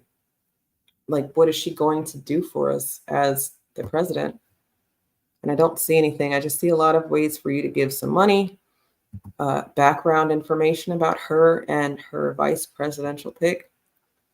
And in the FAQ, how can you donate? Questions about donations. Questions about volunteering. So how can you donate your time? Other questions. How can you make sure that they can contact you? Who do I contact if my question has not been answered on this page? If your question's not been answered, you may contact info@kamamalamalahharris.com. If you think that you're going to get a response and you a Black person, no, that's what you're not going to get a response. I mean, you might get a generic response. Thank you for emailing, and we will get back to you as we have a high volume of emails. And because nobody really fucks with Kamala, we don't have anybody to respond to you at this moment. No, the Democratic shills are all on Twitter crashing out with, well, calling us niggas and things you niggas need to know. Let's shout out to Dewan B. And he's not the only one I saw share this. Nicole's View also shared it. I think Tariq shared it too. Here it is. Things you niggas need to know before you vote. And how disrespectful. I mean, these are coming from Black people, melanated people who don't like us using the word nigga. Tried to say that we need to stop using it, and it's the reason that everybody is not respecting us because you use the N word. No, if white people are calling each other nigga, y'all gonna have to get off of that, in my humble opinion. Getting back to my chat, Dojo, you hate to get into a sicko's mind. I can't say that I blame you, but we're here. Look, if you happen to cross the funky side of the internet with fraudulent business, the broke authority, beta first, bitch made first, brother fuckers and sister fuckers, you a sicko. And I don't mean that disrespectfully. I just mean that there are some conversations that you're going to have with yourself before things are going to start making sense. Because we don't have to get into a sicko's mind to understand some things. That's why a lot of people who listen to the broke authority on his news channel of programming will say that they don't listen to his power dynamics relationship side of things. But we don't have to even go there. Just know that it's bipolarism at best to talk shit about Black people and then tell Black people that they are it. It's almost humorous that people can listen to the bipolar nature or just know that it exists and say that this is the best we got. We gotta use what we have. No, fuck all that. I already told you, the nicest person in the room can be very dangerous because they might bring a stray home that can mess everybody up. Damn it, I seen Becky and Sally's. There was this one video. She's like a Cinderella or a Snow White or whoever's in the wilderness with the animals, talking to the animals, and she's got a coon. I'm sorry, a possum, and she's like, "Can we keep it?" And yeah, I know those people are like that with most things like that, but that's actually a lot of you niggas. You go out and you find a stray, and it's not even a cute stray. It's something that looks like it needs help, and the help might be a bullet because it's sick, but y'all don't want to have that conversation. So let's just keep it PG. Let's just say it looks sick and you want to give it some medicine because you have medicine. You're an abundant person. You're a resourceful person. You know how to get to the things if you need to. Then you bring home the stray bites you, you've got rabies, it stray bites something else, the stray pisses everywhere or poops on your stuff or destroys something that's irreplaceable, and it's all your fault because you were so nice. So no, we can't just act like these things are benign if we know that they're out there. We need to be prepared. It is your Black job to be prepared for the unknown because there aren't a lot of unknowns. You know you live inside of a system of racism, white supremacy. You might not have known what to call it, but you know that your Black skin, that it's not Black, but your heritage, your identity as a non-white person who comes from the state you come from, whose grandparents might have told you he was a Blackfoot Cherokee. You got Indians in your family, but you can't claim it on the census because you're an unrecognized Indian, don't you know? You don't got a red dot and you're not a hey, how are you? You know, you're maybe back in the day you used to be. But you've been removed from your land. Your Black job got taken from you. Your Black job that you were working prior to their interruption, you were forced to work for free, which is no longer a job, it's slavery. And then they wanted to keep that as your job. Dr. Anderson, that's Dr. Claude Anderson, who wrote Powernomics, who also wrote the first affirmative action plan that was specific to Native Black Americans. He said that permanent underclass, that's the only way that this capitalist system of racism, white supremacy works. You have to have a permanent underclass, and then everybody gets to eat off of them. Literally, America existing as the land of the free or the land of milk and honey or the American dream is because niggas didn't get paid at all. No, we not only did we not get paid, we have to pay into. I think that Dojo, if we're going to talk about a sicko's mind, then we would just have to accept that Black America is dealing with trauma. And inside of that trauma, some people think it is an excuse to abuse people. You'll hear the saying, hurt people, but that's not true. Hurt people don't hurt people. Hurt people who are still here are people who were hurt. A person who hurts people is abusive. And now we're into the simple understanding of things. Just because you were hurt doesn't mean that you're going to inflict that pain on somebody else. Actually, I find that more often than not, if we've been a person who's been hurt, we don't want other people to experience the same pain. Which is why y'all niggas blackified everybody with melanin when they came over here. Because you understand that they were going to be targeted because of their melanin, that it is stronger together. Y'all almost fixed the problem of the Moors, the problems of the European Blacks, the problems of the continental Blacks. You know, racial identifier with that.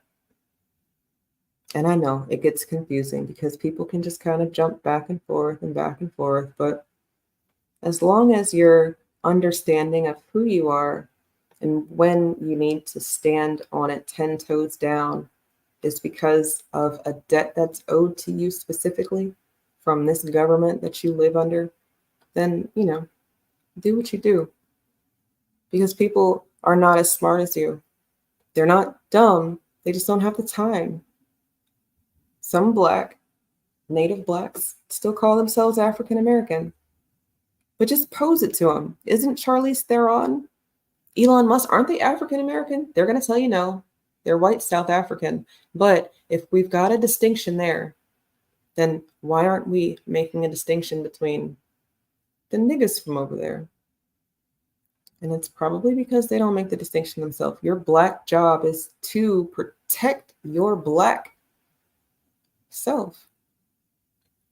And the sicko's mind, the broke authority's mind, calling your power tool a candy bar does seem like you would get some pleasure out of it. I follow some page on my Instagram. It's like Morbid Facts, and there was a little Becky girl, little feral child who 8 or 9 years old murdered somebody and wrote about it in her diary, and how she wrote about how that felt awesome. And after she got over the initial shock, it's all adrenaline. And I don't think that that's an everybody thing, but I do think that people who have killed people tell you that it changes you. I'm not a person who's ever killed anybody, so, you know. But what I am going to kill is this thought that you had of me. Because if you thought that it was not my black job to speak up about things because I'm not perfect, then you thought wrong. Because it is my black job. Why? It's not a lot of you niggas speaking up. How do I know? Because your parents aren't talking like this at work. Your parents don't even talk about how much they make with their coworkers because it's in bad taste, don't you know? But these coworkers are coming in with less experience, and your parents with more experience, people who are being forced out of work because of ageism, racism, sexism, anti-nigga shit. They're not getting their retirement. They're having to train people with no skills. And remember what I told you about these people coming over here from the shitholes that don't have credit? Some of them don't have skills either. So yeah, you might see a construction crew and none of them speak English, but they all got hammers and power tools and not guns. I'm talking like jackknives and drills that drill in concrete and power saws, and they can build these houses in a matter of weeks, and they can take their sweet fucking time cutting the tree outside of my house. Because the tree right there to my right, I know you can't see me, but to my right, that tree is on public property. And when it leans into my yard, I have the craziest sprouts. And yeah, Norfolk grass is like this weird swamp elephant grass shit that is hard to cut. And then it rains for days here. So then it'll grow and grow and grow. And having to deal with the tree droppings and the grass, I just know that that's not my black job to deal with. No, it is the city's job to deal with the tree and my man's job to deal with the grass. And shout out to him because he makes sure that we don't get fined by the city for having tall grass. But I've seen the Mexicans. I've seen people, maybe they're not Mexican, but they don't speak English and they do speak Spanish. And their Spanish is good enough to know, or at least context clues. You know, I come outside with my phone on camera, and now you're not sitting on the curb anymore taking your break. No, you want to get back to work. You don't like being on camera. Or you say, hey, hola, you need some help? No, I don't need help. I just want to know why you're sitting in the way. Because not only are you not chopping the tree down that you're supposed to be chopping down, but your trucks are in the way of my driveway. What's up with that? Oh, we're going to move soon. We're going to move soon. Okay, how about you move now? Because it's not like y'all are working, right? But that's a black job that I don't see a lot of black people having. And people will tell you it's because we don't like labor jobs. And I would say shame on you. because not only did you have to work for free doing free labor, but it's a moneymaker. Using your hands, a skill that is going to go away.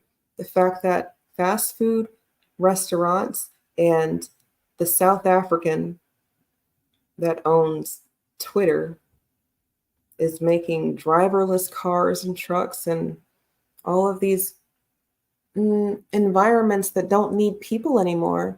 It seems like if you don't have a skill, then you're going to be stuck. Your black ass not going to have a black job because you won't even be able to create one for yourself. You've relied on their systems. Remember what I said about if you have your mini in public school, you probably not black first. Actually, I said you're not black first. Let me be nicer. You're probably not black first because you probably don't have them in something like Sunday school, and you're probably not debriefing them. You probably still eat pork. No, nothing wrong with pork. Maybe. Nation of Islam says don't eat that shit. The Bible says don't eat certain things. But I do eat crabs and lobster. I got 2 lobster in there right now, alive, waiting for me to end this live so I can go see about some seafood bisque or something. I don't know what I'm going to make with these lobster, but yeah, it is a bottom feeder. And yeah, I know, but I only eat seafood. It's the alive protein source of choice for me because I can see its face. My black job is to ensure that my black family is healthy, is fit, is ready, and isn't dealing with toxins.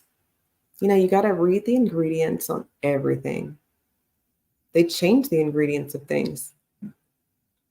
Applesauce I used to like, I think it's White House made an applesauce. Ingredients: apples, sugar, water. That's it.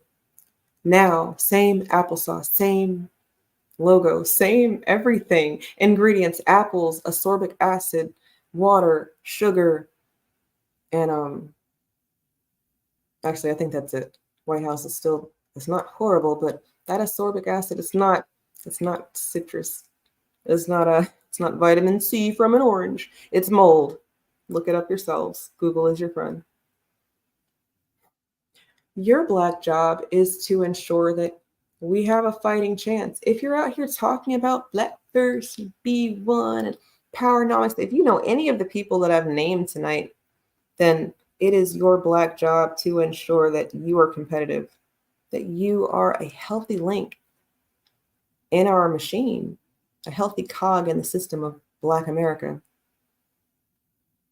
But maybe you think it's somebody else's job, right? I hear that.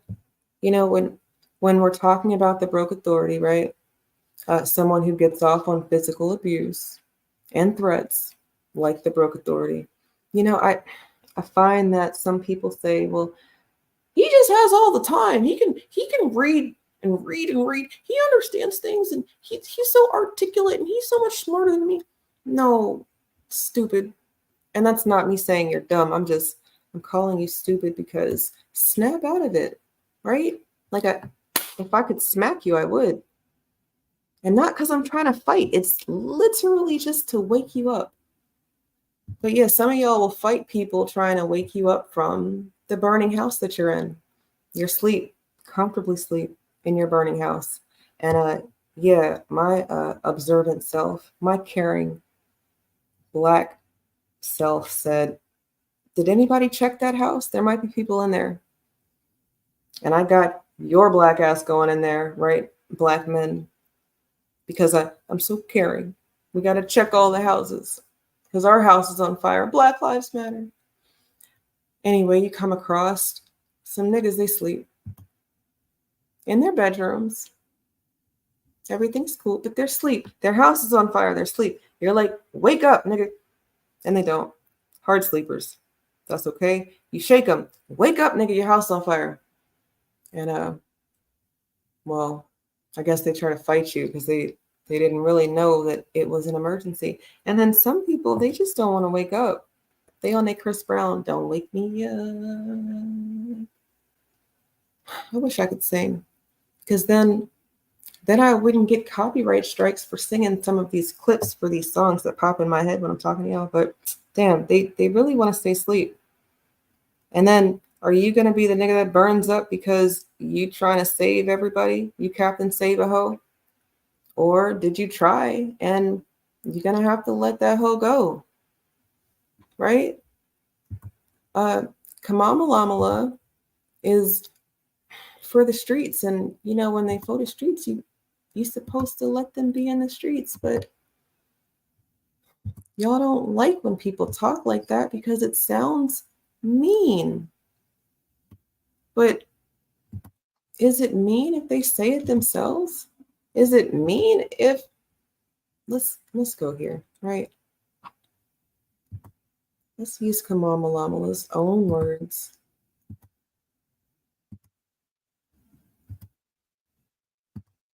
Courtesy of my channel, obviously. Oops. That was a accidental plug on my workout. I didn't mean to click on that one. Let's go back. Here we go. This one.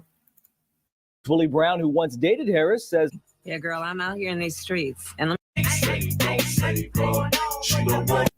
right? She's out here in these streets, so don't save her."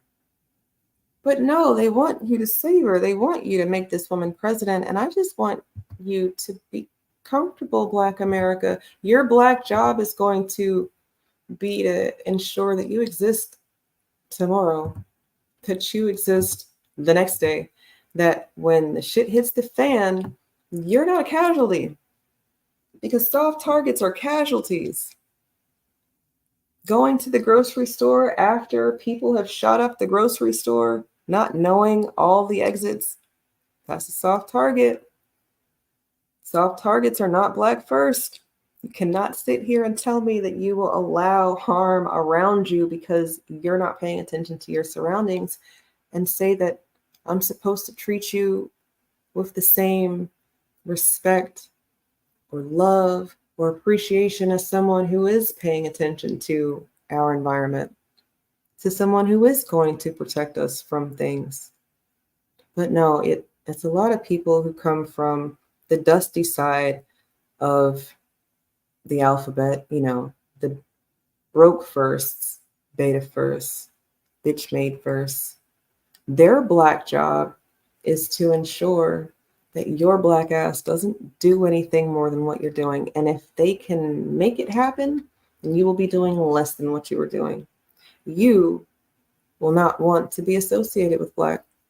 And I've seen it over and over again with Barbell, Jeremy, with the Broke Authority. The most giving, selfless people working for him because he's supposed to be Black empowered, because he's supposed to be doing the things. They get shit on by him. They get extorted by him. They get threatened and abused by him. And then they don't want to associate with Black anymore. That's kind of what he wanted to happen over here. You know, me talking all this shit about Black and then having all these kids, right? I'm a throwaway, single mom, 5 minis. I got a basketball team, but it's because I understand power, but don't get it twisted. Let's just use Jeremy's identifying things. Single mom, divorcee, 5 children. These niggas are supposed to hate being Black, right? And then it would have been my fault because I'm a single mom. I don't make the right decisions. I mean, in the same form and fashion that people don't pick the right man, but they want to tell you who to pick for president. I don't want you to choose anybody for president because at least I can see that both the candidates suck. But if you want to throw away your vote, go ahead.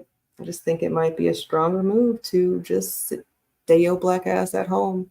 You know, if every time the news went to a polling place and there were no Black Americans, you saw melanin, right? Because you're going to see brown. You're going to see red dot brown. You're going to see beans and rice brown. You're going to see jollof brown. Because some of them niggas say that they white, right? No, you're going to see brown, but you're not going to see Black American. And I think that that would be a wonderful sight. That would be Black first. But no, people still want to be in the limelight. They want the attention. They want to take a picture of their ballot that says they voted for the purple people eaters. Because fuck the Democrats and fuck the Republicans and fuck the establishment. But I gotta vote.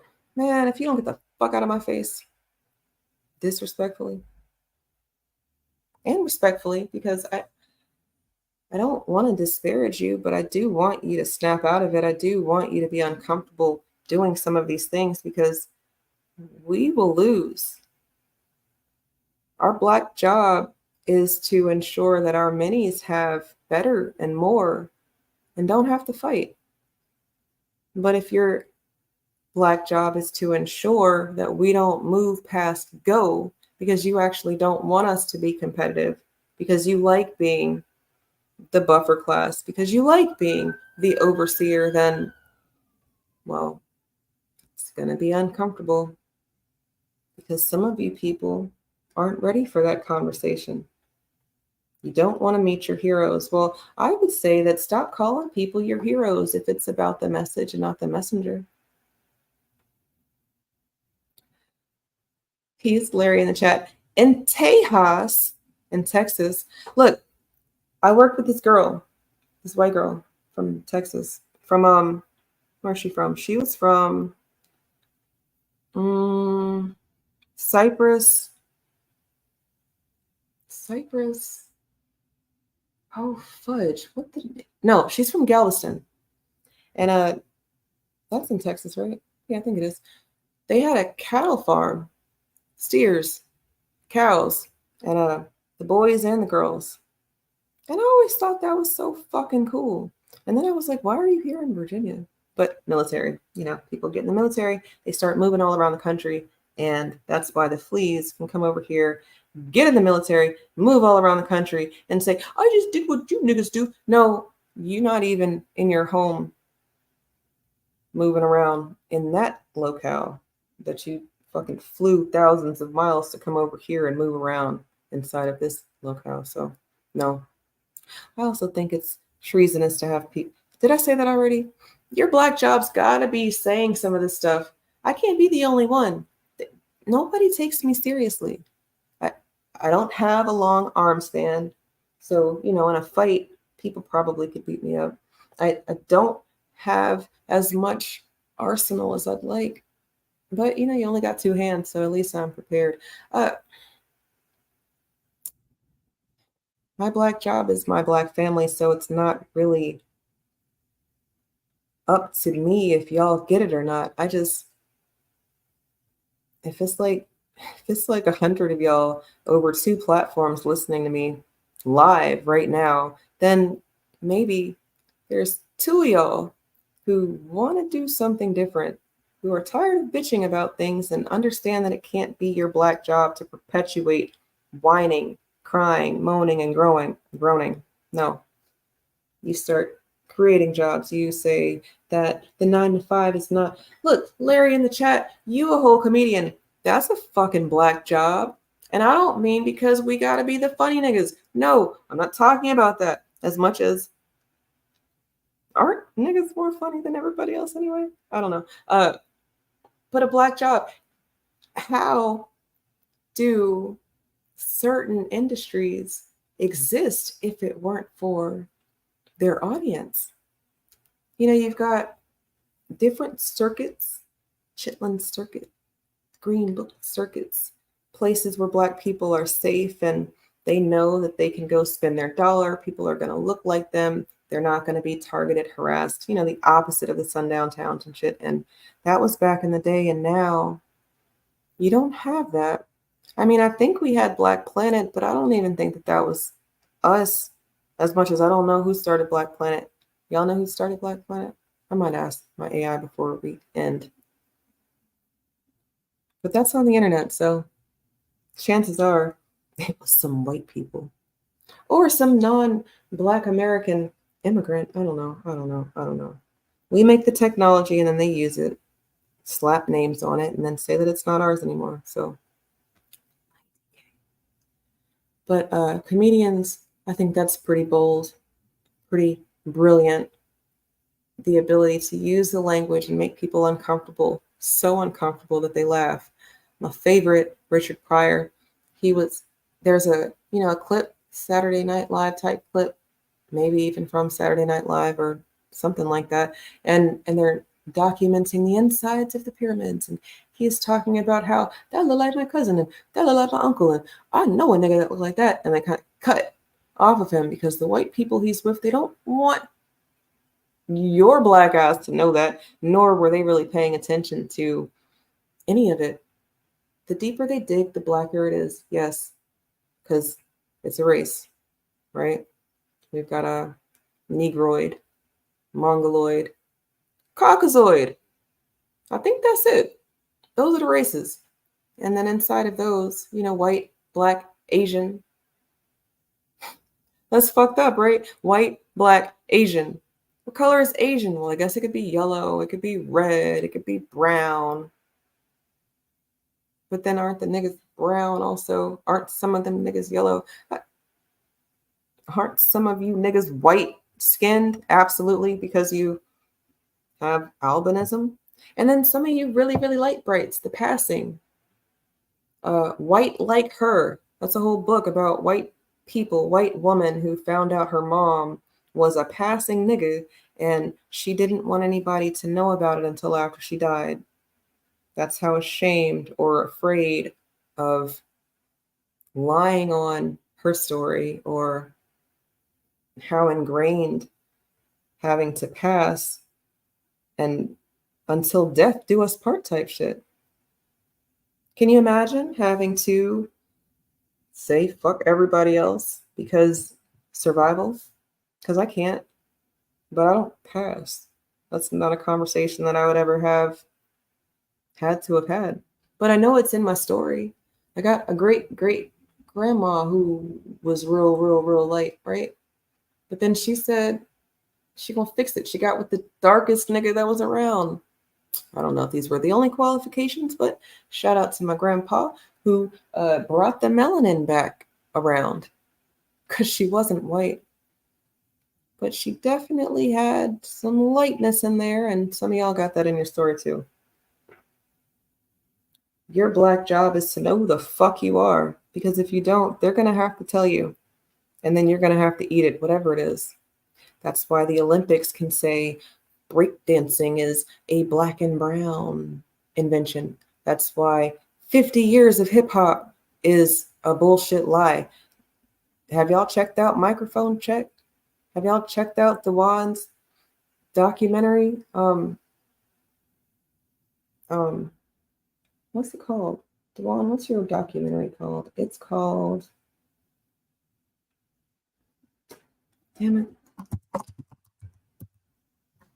Dewan, what's it called?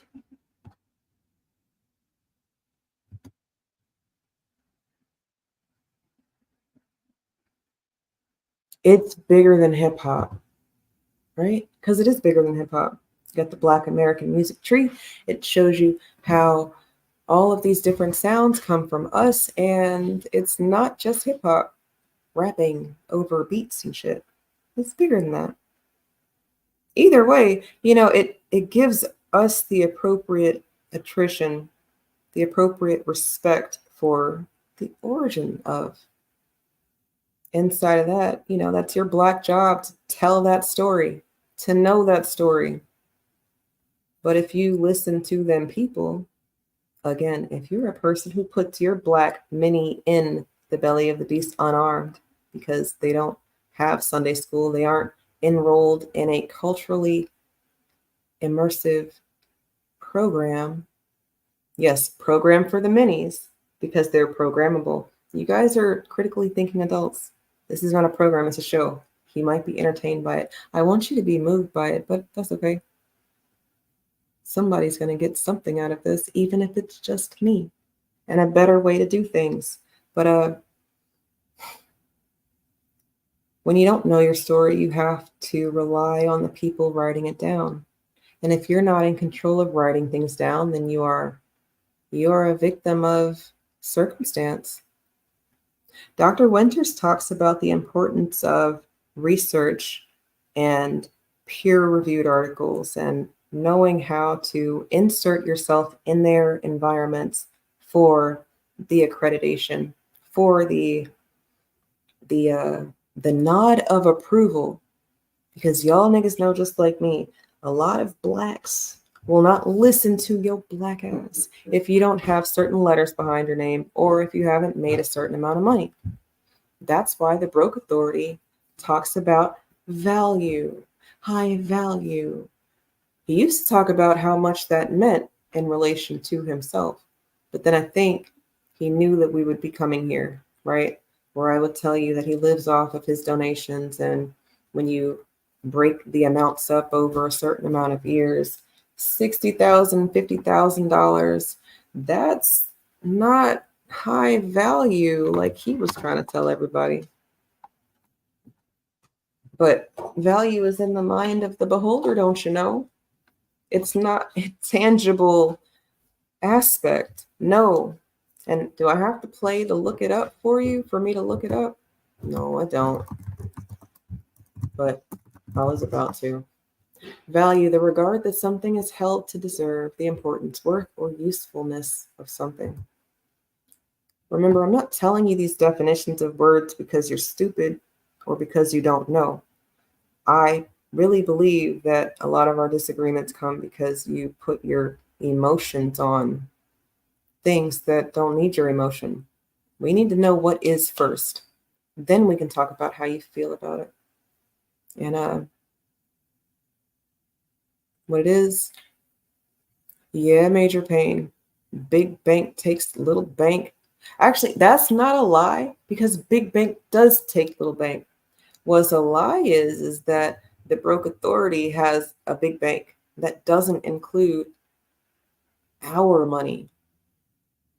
And yeah, it's been a while since I've donated to that kitty, right? It's been a minute since I've put my money in that pot, but some of y'all still do.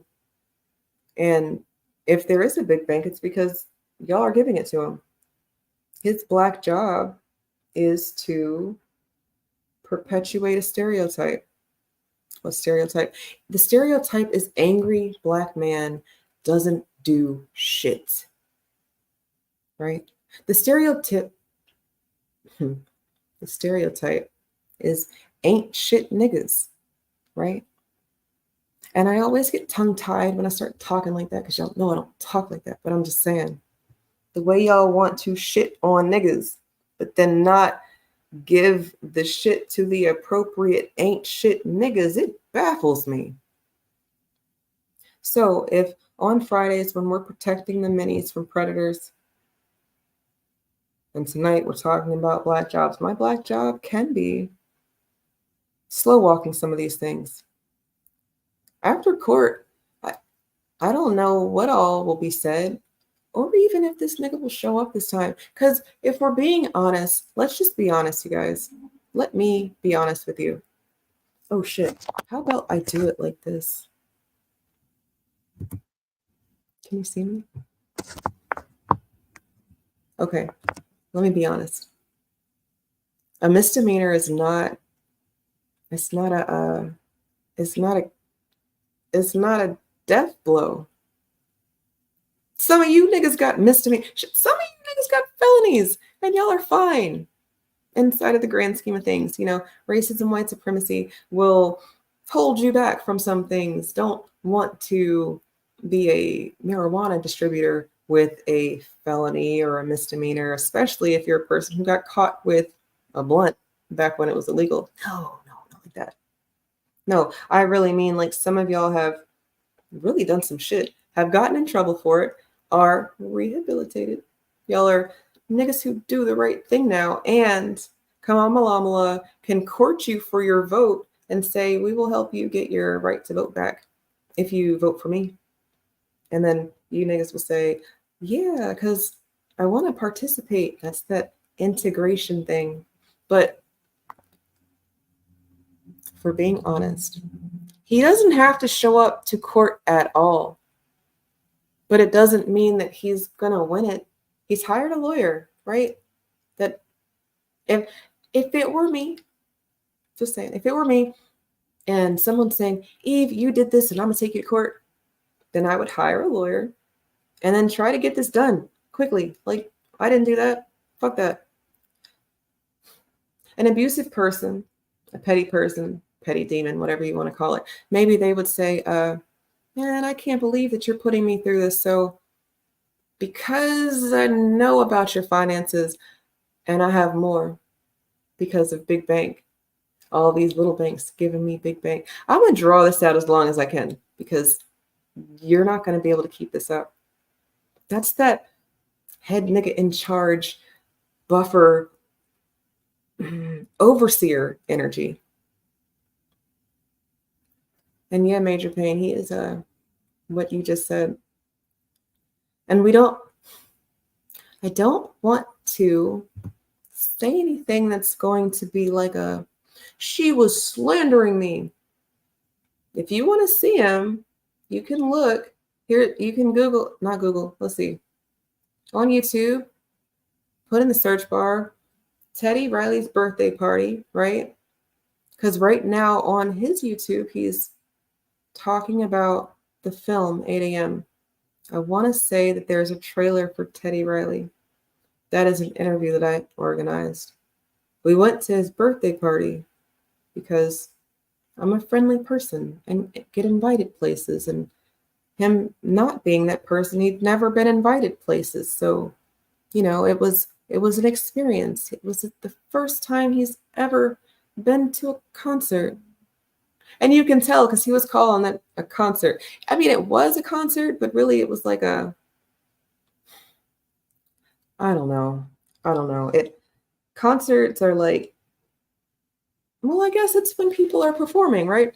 Teddy Riley was performing. The front cover band was performing. It was a lot of performances. Even Tashina, she went out there and sang happy birthday to Teddy. I said all that to say, if you want to see what he looks like, Major Payne, type in Teddy Riley's birthday party. It'll pop up Dallas. You can go to like minute 2, and then you'll see Tashina. You'll see a bleach blonde, bad me. No, I'm not bad built, but I'm a bad bitch. I've done some bad things, you guys, and it's not my fault, but it is my black job to be accountable for these things, for what I've allowed around me. And I'm learning that y'all don't like that aspect of blackness, having to accept responsibility for the power. But maybe I can be an example for you because all of this is very uncomfortable. So don't let it be for no reason. Let it be for some reason. And if the only reason is to ensure that you are not ignoring red flags from people that you like, saying things that make sense, then that's great. But when you talk about people's looks, it's normally because you don't like how you look, right? Short and fat is definitely, I think, a good identifier. At least, here's what I will say, because I don't know how much he weighs for real. I've been guesstimating.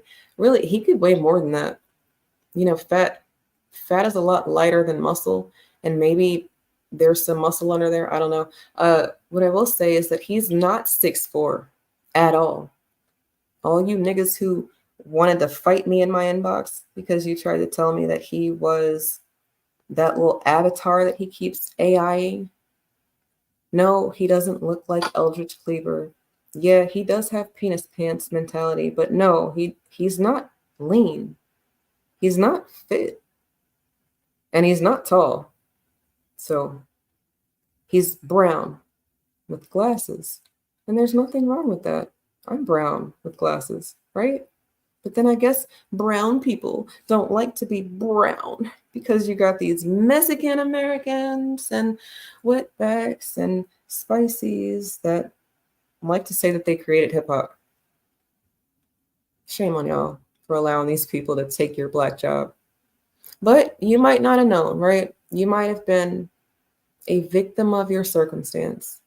Back in the day, if you are a product of public school, I'm not going to say that your parents weren't black first.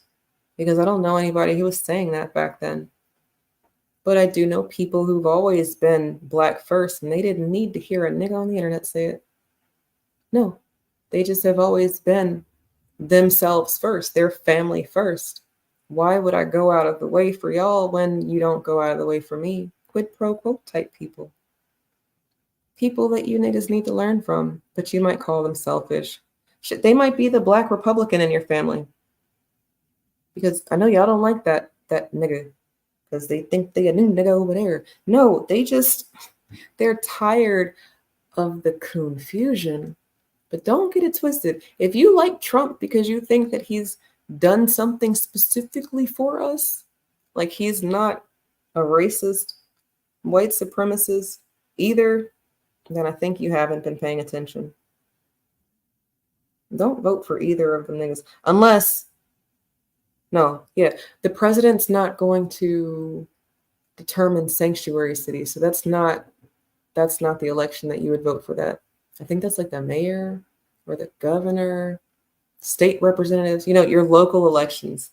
Definitely vote against sanctuary cities, please. If I have to ask you guys to do something, can it be that, or is that still too much? I don't know. Big bank takes little bank. Your black job cannot be to your detriment, because how will we still exist if you're not here? But that's what they want. They told us that we kill all of our babies, but they also told us that we don't take care of the babies. How? I thought my black job was to be barefoot and pregnant and in the kitchen cooking, right? Because that's what the feminists told me. They said, yo, nigga just wants you pregnant and slaving away. And then these new feminists who call themselves womanists and are people-centered and say that people have periods and they want equality, but they don't. They really just want to be special again, and they don't like that they fucked themselves out of their uniqueness. Because women with natural testosterone are able to box against women who don't have the same levels of testosterone in the Olympics after they've been disqualified by other boxing entities. If I were a boxer, I think my black job would be to protest against these displays. But I'm not. I'm a teacher. My black job is to make a safe space for the melanated minis around me. Yes, the melanated minis around me. Because the same way I never treated Trevor, Bradley, Sarah, Becky, or Jennifer differently, because they didn't ask to be here, would I ever treat a child differently? But yeah, some of these children are demons already because their parents are... There's no costume. You know exactly who that is. You know exactly where they got that language from. And your black ass was uncomfortable. You didn't want to tell little Johnny he can't say those things as much as you just ignored it. Acted like you didn't hear it. And until a student came and complained about it, was it not your black job to take care of that? So no, as an educator, a forever student, my black job is to create a safe space for the children around me.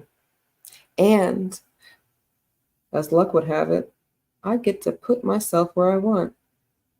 You guys get to too. That's your black job, the one you make. If you say, I can't, I have to go work for their corporations, then I guess your black job is going to be as black as your boss allows you to be, right?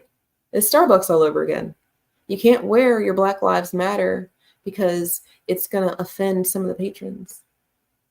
But you can have rainbows everywhere and people espousing non-traditional sex beliefs. And that doesn't offend, even though the math on that is that it does. If only 2 to 3 to 4% of the population in this country agrees with it, then that means that 98, 97, 96% of the people don't agree with it. But we don't see the uproar with the alphabets and the rainbows. No. The only uproar is when Black America starts doing things that make sense. When a Black man and a Black woman get together and say, we're going to make a Black family. We're going to hire our children. We're going to teach them. Okay, we don't have time to teach them, but we are going to sacrifice so I can send them to Eve's school on Sunday. Okay, I don't like Eve, but I know somebody out there got a Black school that I can put them and give them some learning, some education. Look, if you don't know the homeschool laws in your state, but you have a many, you ain't Black first, because it's so easy. Most states have very lax homeschooling laws right now, especially because of COVID, the experiments of 2020. You kind of can get away with pretty much anything, but then your Black ass will say, well, I don't want to cheat for them. It's not cheating. Man, do you know how many white people got in trouble for cheating to get access to places, right? Remember the actresses who went down, what was her name? Lori,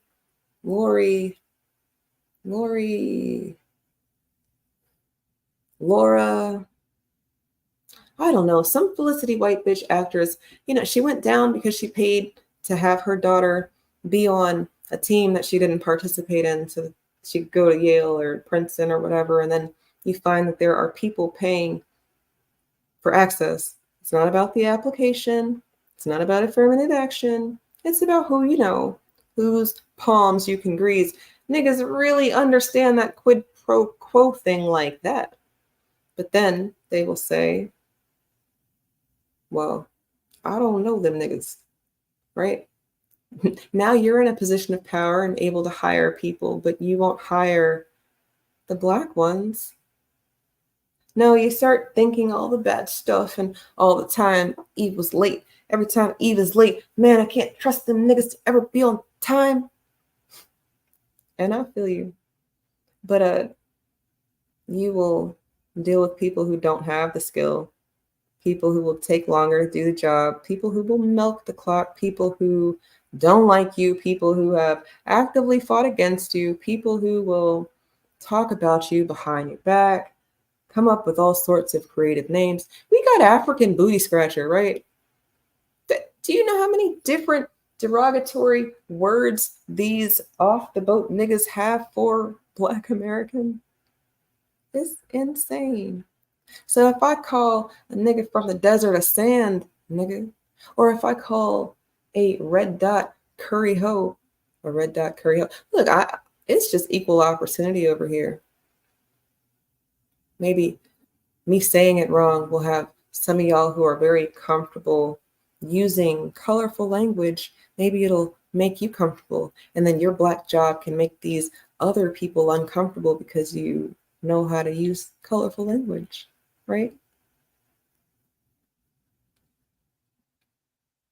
Yeah, there you go. Me and a brother with glasses, and he's wearing a vest. There he is.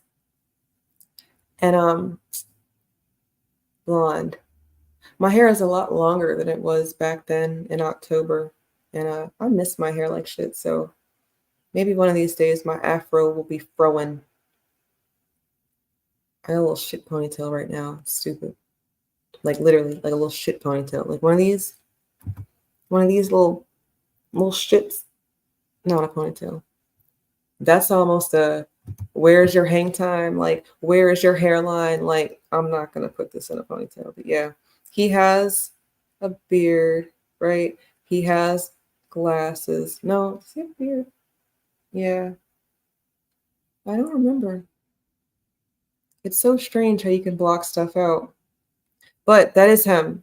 Whatever you saw. The bald nigga with the mask on. How about that? You can't tell he has a beard because he has a mask on. That's what it is. And, I got yelled at for not wearing a mask, but I didn't wear a mask during the experiment. So I'm sorry. After they said niggas could be outside again, if you think that it's going to be my go-to to put a mask on because you're afraid of getting seen, and not because the government has a file on you. Look, your Black job is to give the people news that they can use, Jeremy. That's it, nigga. Anything else is above your pay grade. But for the past 3 years, 4 years, I was an Echo, a battery, my Black job. Shit, I shirked my Black job to work on your business model. And then come to find out your business model is a fucking sex cult type shit. It's fucking strange. Literally, it's fucking and it's strange. And I don't know why more people don't see it. But I think they do. I just think that they said, it's not my Black job, not my mess, not my house, not my animals, not my circus. They say my name is Bennett and I ain't in it. And I feel them. But I also know that that's why we have these issues with certain communities shitting on us. Because we said that we weren't doing it. That's not something we participated in. No. And yeah, you had a little fruity cousin somewhere growing up. Little sassy uncle, little sugar in his tank friend that Black women made comfortable around us because we thought that the men were being too hard on him. Oh, little Ray, he don't mean nothing by it. What movie was that? Was it a Dojo? Are you in the chat? Nothing against you, Major. I just don't know who you are, so I don't really want to be asking you things.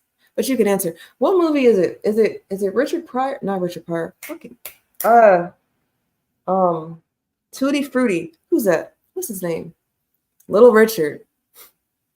Don't come from my Black card because they don't make them. And fuck y'all. I mix people up sometimes. But Little Richard, right? Y'all remember the Little Richard movie? And he had on the heels, right? That was a Little Richard movie, right? And his daddy got mad. That's Little Richard movie? Come on.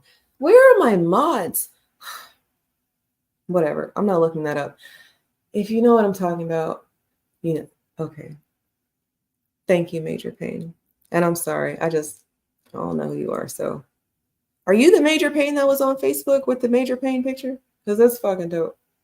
But anyway, yeah, I think this is what I think happened.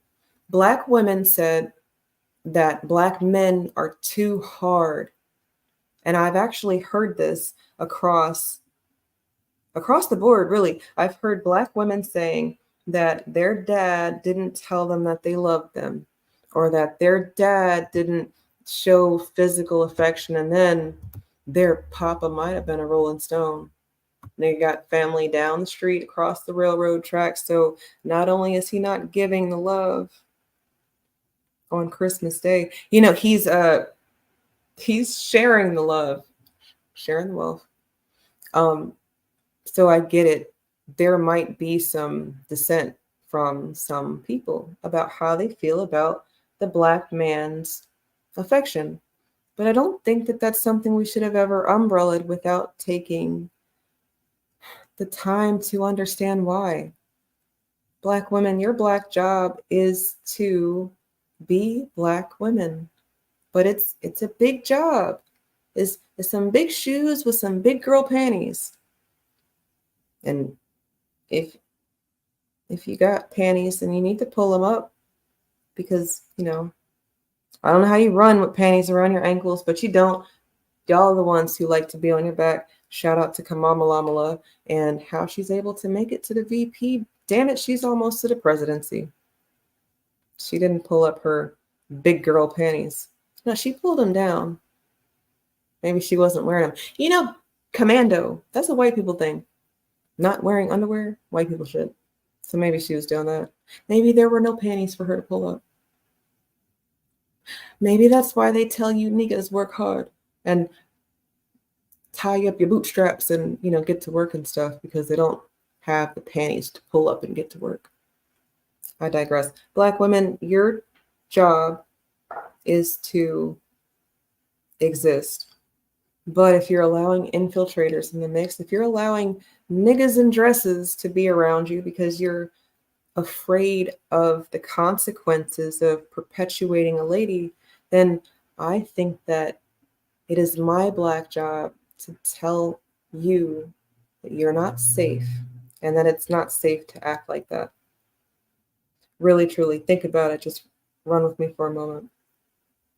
If there are men acting like women and the men think that they're women and they start fucking with them and they stop fucking with you, what if that's not what he wanted? Shouldn't there be a consequence for that? Isn't that kind of rapey? I think that men should handle threats as they see appropriate. But in real time, I don't know a lot of men holding Jeremy to task. But I'm going to just say this tonight. This is something that I've learned today. It's not y'all's job. It's not. It's my man's job. And for what it's worth, I saved that nigga twice. So shame on me. Yes, I saved Jeremy twice from my nigga. We could have been all the way free from Jeremy if I had just let him go all the way. But I didn't. I did that shit where Black women get in the way and say, no, don't hurt him. And I didn't do it like that, but that's essentially what I did. And he got to fucking escape consequences. Consequences the first time because, he was being disrespectful in my hometown. Consequences the second time because after you find out all of the fucked up shit, it's like, damn, that's a person who needs some hands put on him. And damn, look at you all in the fucking way. Shit. When are we going to have another opportunity to do this?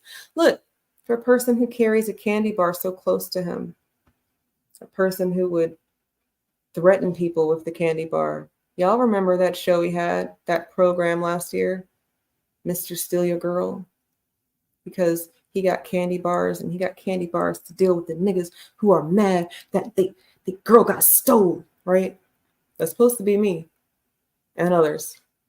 But no, I glitched and defected, and other ones are in hiding because they don't want these problems. But no, it's not y'all Black men in my audience listening to me live or recorded or anywhere. It's not your job to do anything about Jeremy. It's my man's job, and I've already fucked that up. So I have work to do as a Black woman in America.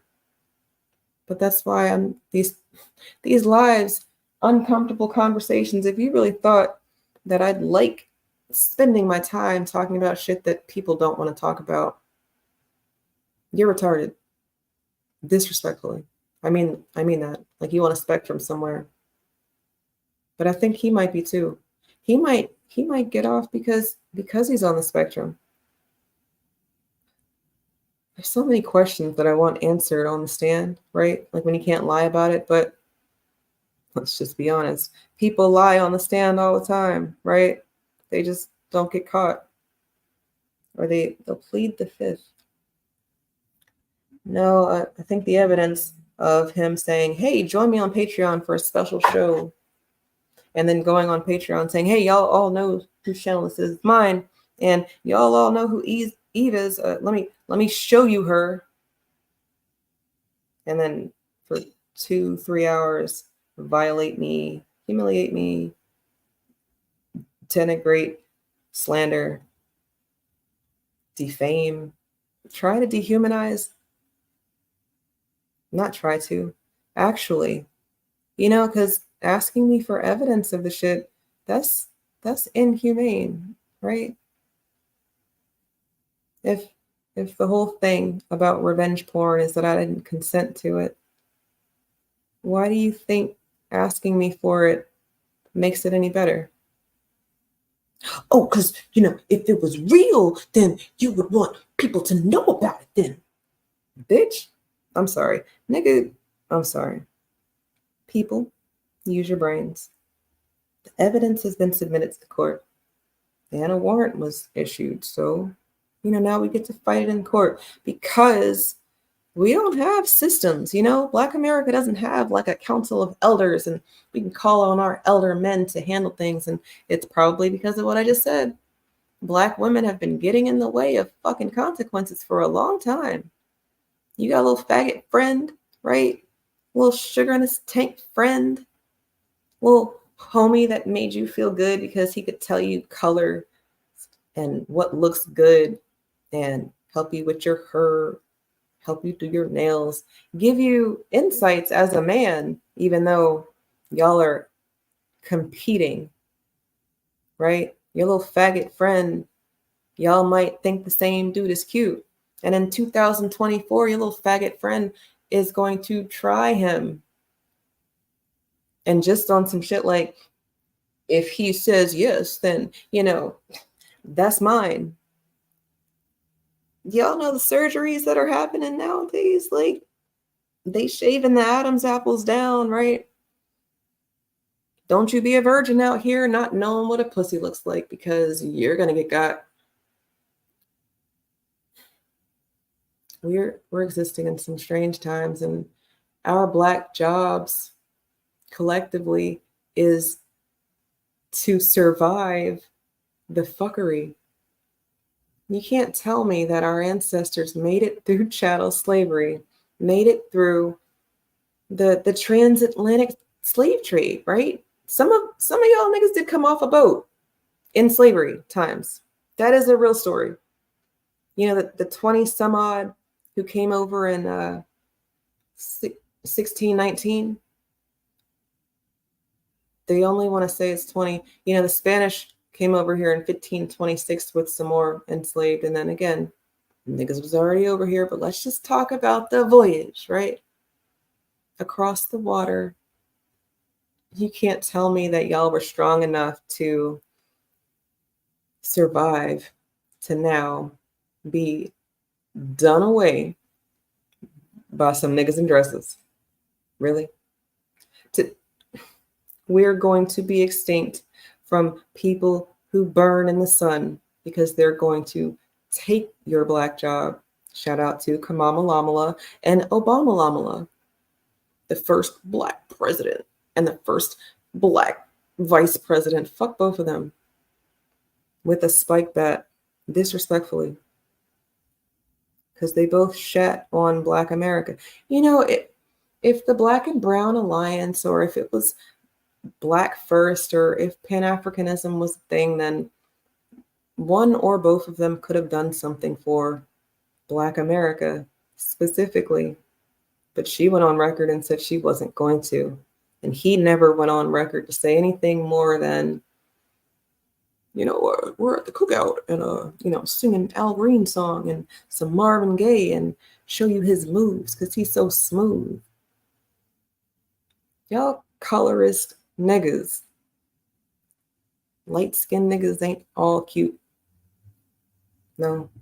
But y'all liked Obama. Y'all liked Obama. I guess it's because he's a mulatto, and I guess Kamala would be a mulatto too if y'all are saying that her dad is not Indian because he is Jamaican. But I digress on that. Let's see what else we have to show because we're nearing the 3-hour mark. And I don't know if I've made you as uncomfortable as I want just yet. A conversation about labor. Let's see. I was on the Instagram and I came across this page, Sylvan Aqua Farms. Farmers, first generation farmer guides out of the DC, Maryland, and Virginia area. I'm about to put them on the screen. And I want to pay attention to the farmers, because that's a Black job that they tell you that we don't want. They tell you that the Mexican Americans are going to come over and pick the oranges because you niggas is so lazy. Mexican Americans is a song by Cheech and Chong. Actually, it's by Cheech, is a Mexican, right? And he's talking about Mexican Americans being lazy and shit and all the stereotypes. And I kind of love it, but I kind of hate it. It's stuck in my head right now. So you're going to hear that tune to the best of my ability. And I apologize. But here, is this a video? No, that's not the video. Is it? I think it is. Yeah, it is. Let's unmute it. Lost my mind. I'm a black farmer. No one thinks I'm the owner. I'm a black farmer.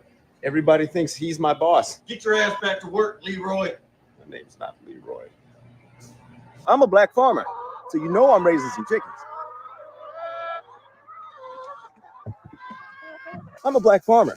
I hire white people to staff my farmer's market stall so people don't walk by without stopping. Hey. I'm a black farmer. There's 2,000 chickens on my property, but I still go to Popeyes twice a month. Nigga shit. I'm a black farmer. I'm only able to do this because I have an engineering degree. I'm a black farmer. People are shocked to discover I'm not an urban gardener. I'm a black farmer. People are either really excited or really angry when I talk about racism in agriculture. I'm a black farmer. Yes, I've heard of Soulfire Farm. I'm a black farmer. It's hard to find black employees because most working class black folks associate farming with racism, and they ain't wrong. Right? I mean, it took them a little while to say it, but you guys could appreciate the messages, right? It's a spin on I'm a millennial, of course, or I'm a I'm a Asian American. Of course we drive on the wrong side of the road, and then they have their people, they huddle up and they say, you're not supposed to say stuff like that. Or it'll be like, I'm a millennial mom. Of course my kids have tablets for every time they're in the car or doing something where I don't want them talking to me, you know, and then you just find out that there's a lot of parents who plug their children in. You can't wonder where the programming's coming from when it's coming from you. Michelle will say, Eve, it's not my program. It's not my fault. I turned it on to PBS Kids. It's PBS Kids, for God's sake.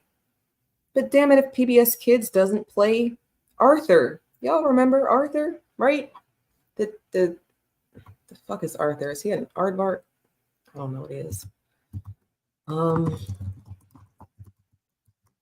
Arthur is this thing.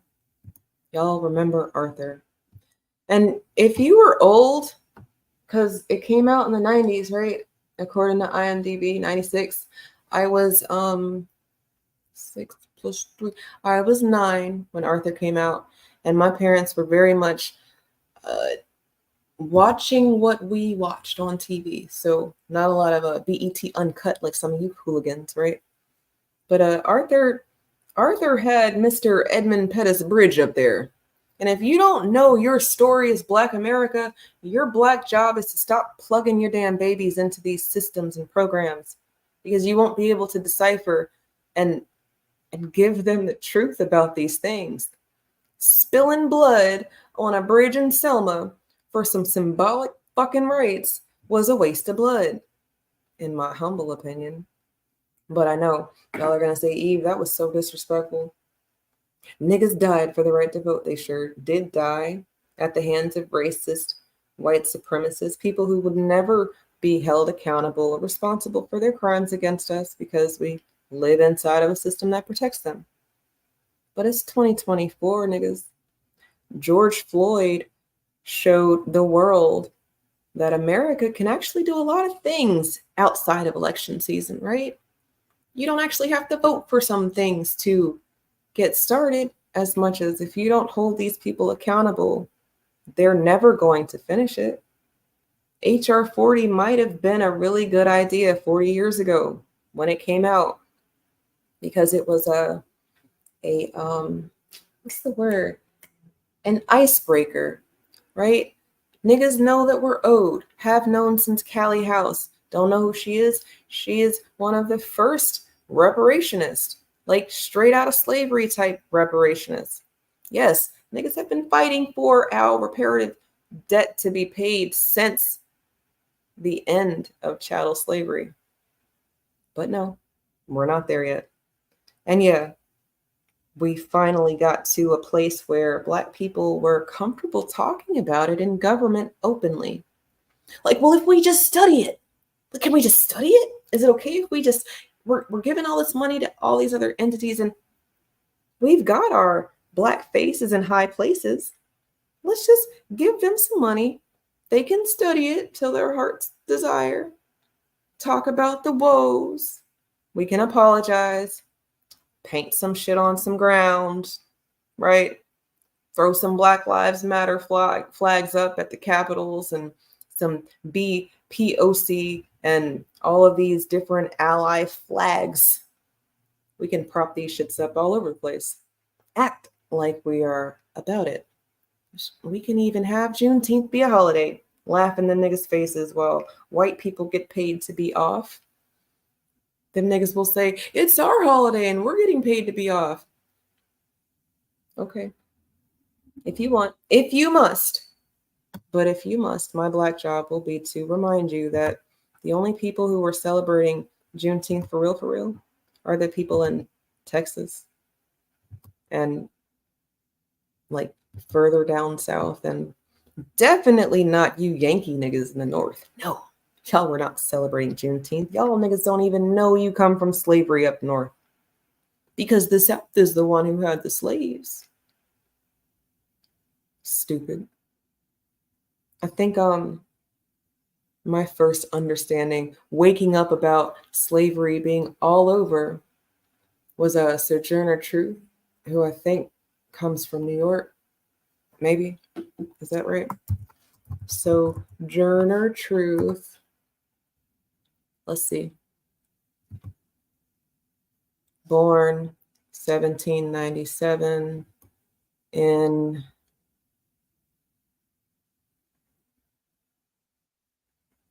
the fuck is that?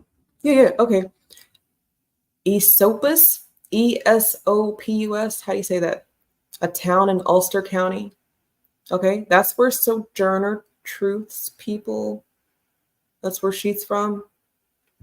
Her first language was Dutch because, you know, the white people up there, that was the language they were speaking, Dutch. And y'all all know who Sojourner Truth is, right? The Ain't I a Woman.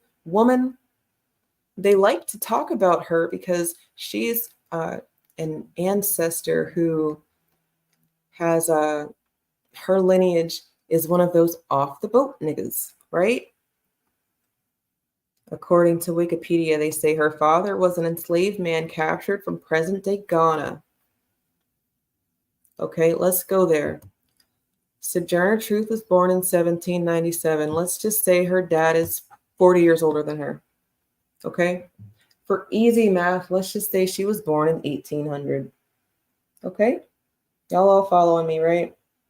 And this is not lecture time. This is just make sure we're all doing the same math. 1800, 40 years prior, that would be 1760. Okay, they said that her father was captured by today Ghana, the country that is Ghana today. But is Ghana Ghana or is it something else? Has Ghana always been Ghana or did it turn into something else? Do y'all niggas know about the Berlin Conference? Right? When white people in Europe and America got together as world powers and said, we need to disrupt the motherland continent, right? Because it's got all of these resources that we want to exploit. And the niggas on the continent, on the mainland, they don't fight back like these niggas over here. So, we're going to keep our foot on our necks on the niggas over here. Introduce things into their lexicon, into their environments that are going to pause productivity, cause them to not have constructive conversations, cause them to glitch like Mr. Fuller talks about. If niggas ain't eating, partying, or whatever, eat 2 to 3 hours tops of playtime before niggas need to go home. I ain't saying you gotta go home, but you got the fuck up out of my house type shit. It's gotta come from somewhere.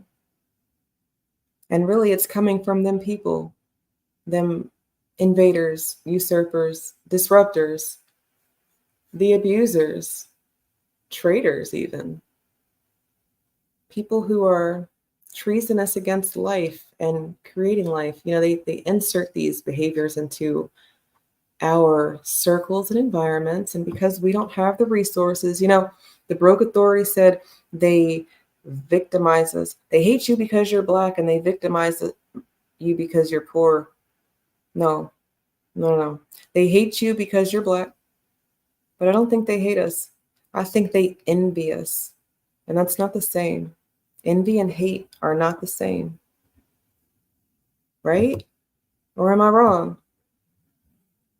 Do they hate you because you're Black, or are they angry about burning in the fucking sun? I just, people who exist in demon time are going to be able to show you one thing and present another way. Kamalamala went to an HBCU, was around niggas enough to know that we season our greens with hot sauce sometimes. And I don't think that's the only thing niggas are seasoning their greens with. I don't eat land animals, but I know that y'all niggas is doing the turkey neck thing and you doing the pork back, the fat back. Y'all are seasoning your greens and it's not hot sauce until it's on the plate, right? And are you niggas washing your greens in the tub? Are you? That's a real question. I might take a moment of silence for this man's ancestors out of Alabama. He said he was out of Alabama. He said his grandma washed greens in the tub. And me and other people said, shame on you for lying on your damn grandma. But maybe he's not like us. Maybe he's just making shit up as he goes. And I get it. That's fine. Here we go.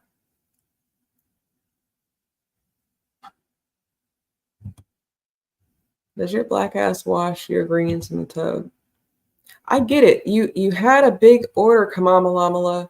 You said that 10 people wanted greens. And if it's 10, it was probably 5. And if it was 5, it was probably 2. And if it was 2, you probably washed them in the sink, like your kitchen sink. But you wanted to seem like you were more important than you were. So you said that a lot of people wanted greens. So where are you going to wash all these greens? Well, the tub, obviously. No, you know what I use the tub for? If it's not to wash my ass or my children or, take a bubble bath and shit like that. I'll use it for the clothes. Right? Like I have king size California king bed, right? It's huge. The blankets don't necessarily fit in a regular size washing machine as much as I don't like to do all of these loads of laundry. I hate it. I'll go to the laundromat to wash all my blankets and sheets at one time versus one at a time. First world problems, I know. And I know they're victimizing me because I'm poor. But I think I get victimized because I'm Black. And they're envious of me because I'm Black. And they don't hate you niggas. They're mad that they're not Black. Case in point, you've got white people who want cornrows. You've got Asians who really like being porcelain skinned, wanting afros. Asians who spent years defining and redefining their porcelain look, doing K-pop, wearing baggy clothes from like the 90s, this hip hop look. It's giving Aaliyah, Left Eye, TLC vibes, right? The baggy Tommy Hilfiger jeans and the sports bra, or shit. It's given Missy Elliott from the 90s vibes. Because that was fat Missy, right? Skinny Missy, I seen her in person recently, last year, 2 years ago.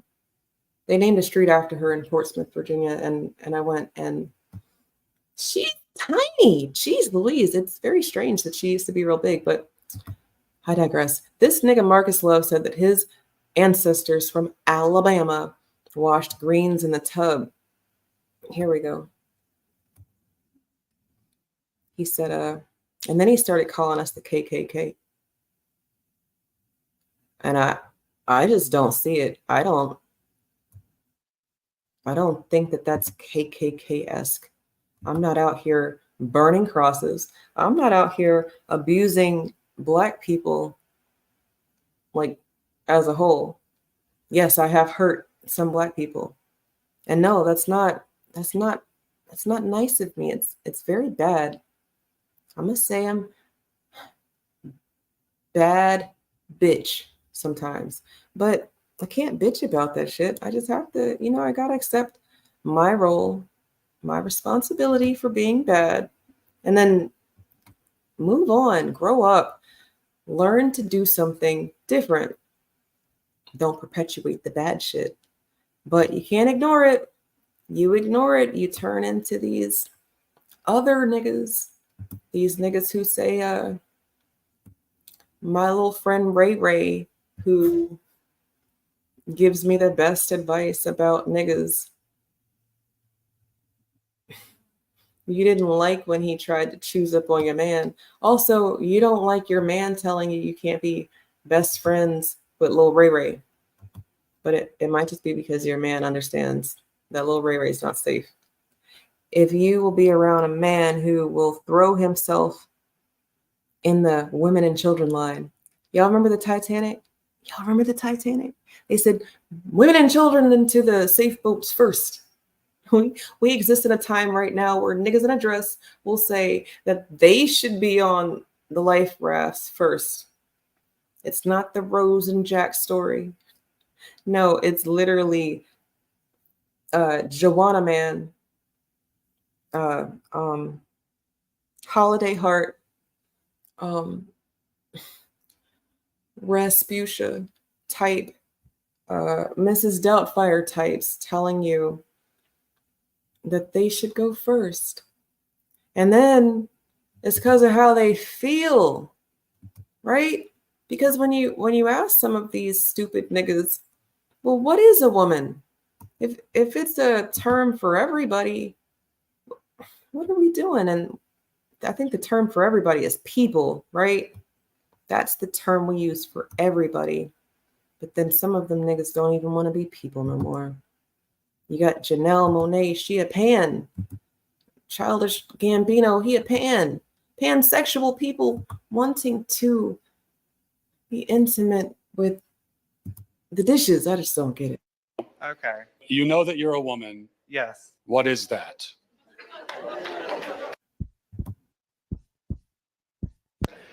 So gender is a social thing. It only I don't makes want to hear sense that. in What is a social- woman? What is a woman? Come on, sir. Y'all don't need my commentary. You just need to know that when the white man asks the other white man, what's a woman? Pretty sure he says, like, dictionary definition. Answer the question. What is a woman? Dictionary definition, because why be stuck on stupid?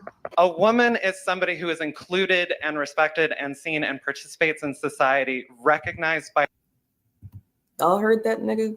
That wigga, that thing in a dress? For shits and giggles. Oh, damn. I don't even know how to rewind these. How the fuck do you rewind it? Okay. You know that you're a woman. Yes. What is that?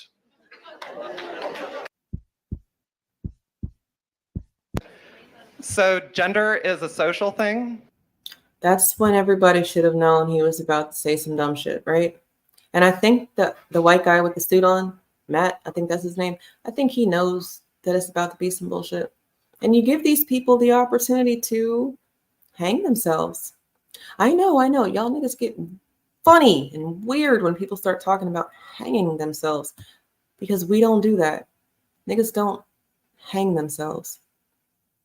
Yeah, I know. You've been conditioned to think that if you find a nigga strung up and they had a hard time, a hard go at it, that they strung themselves up, and no, they didn't.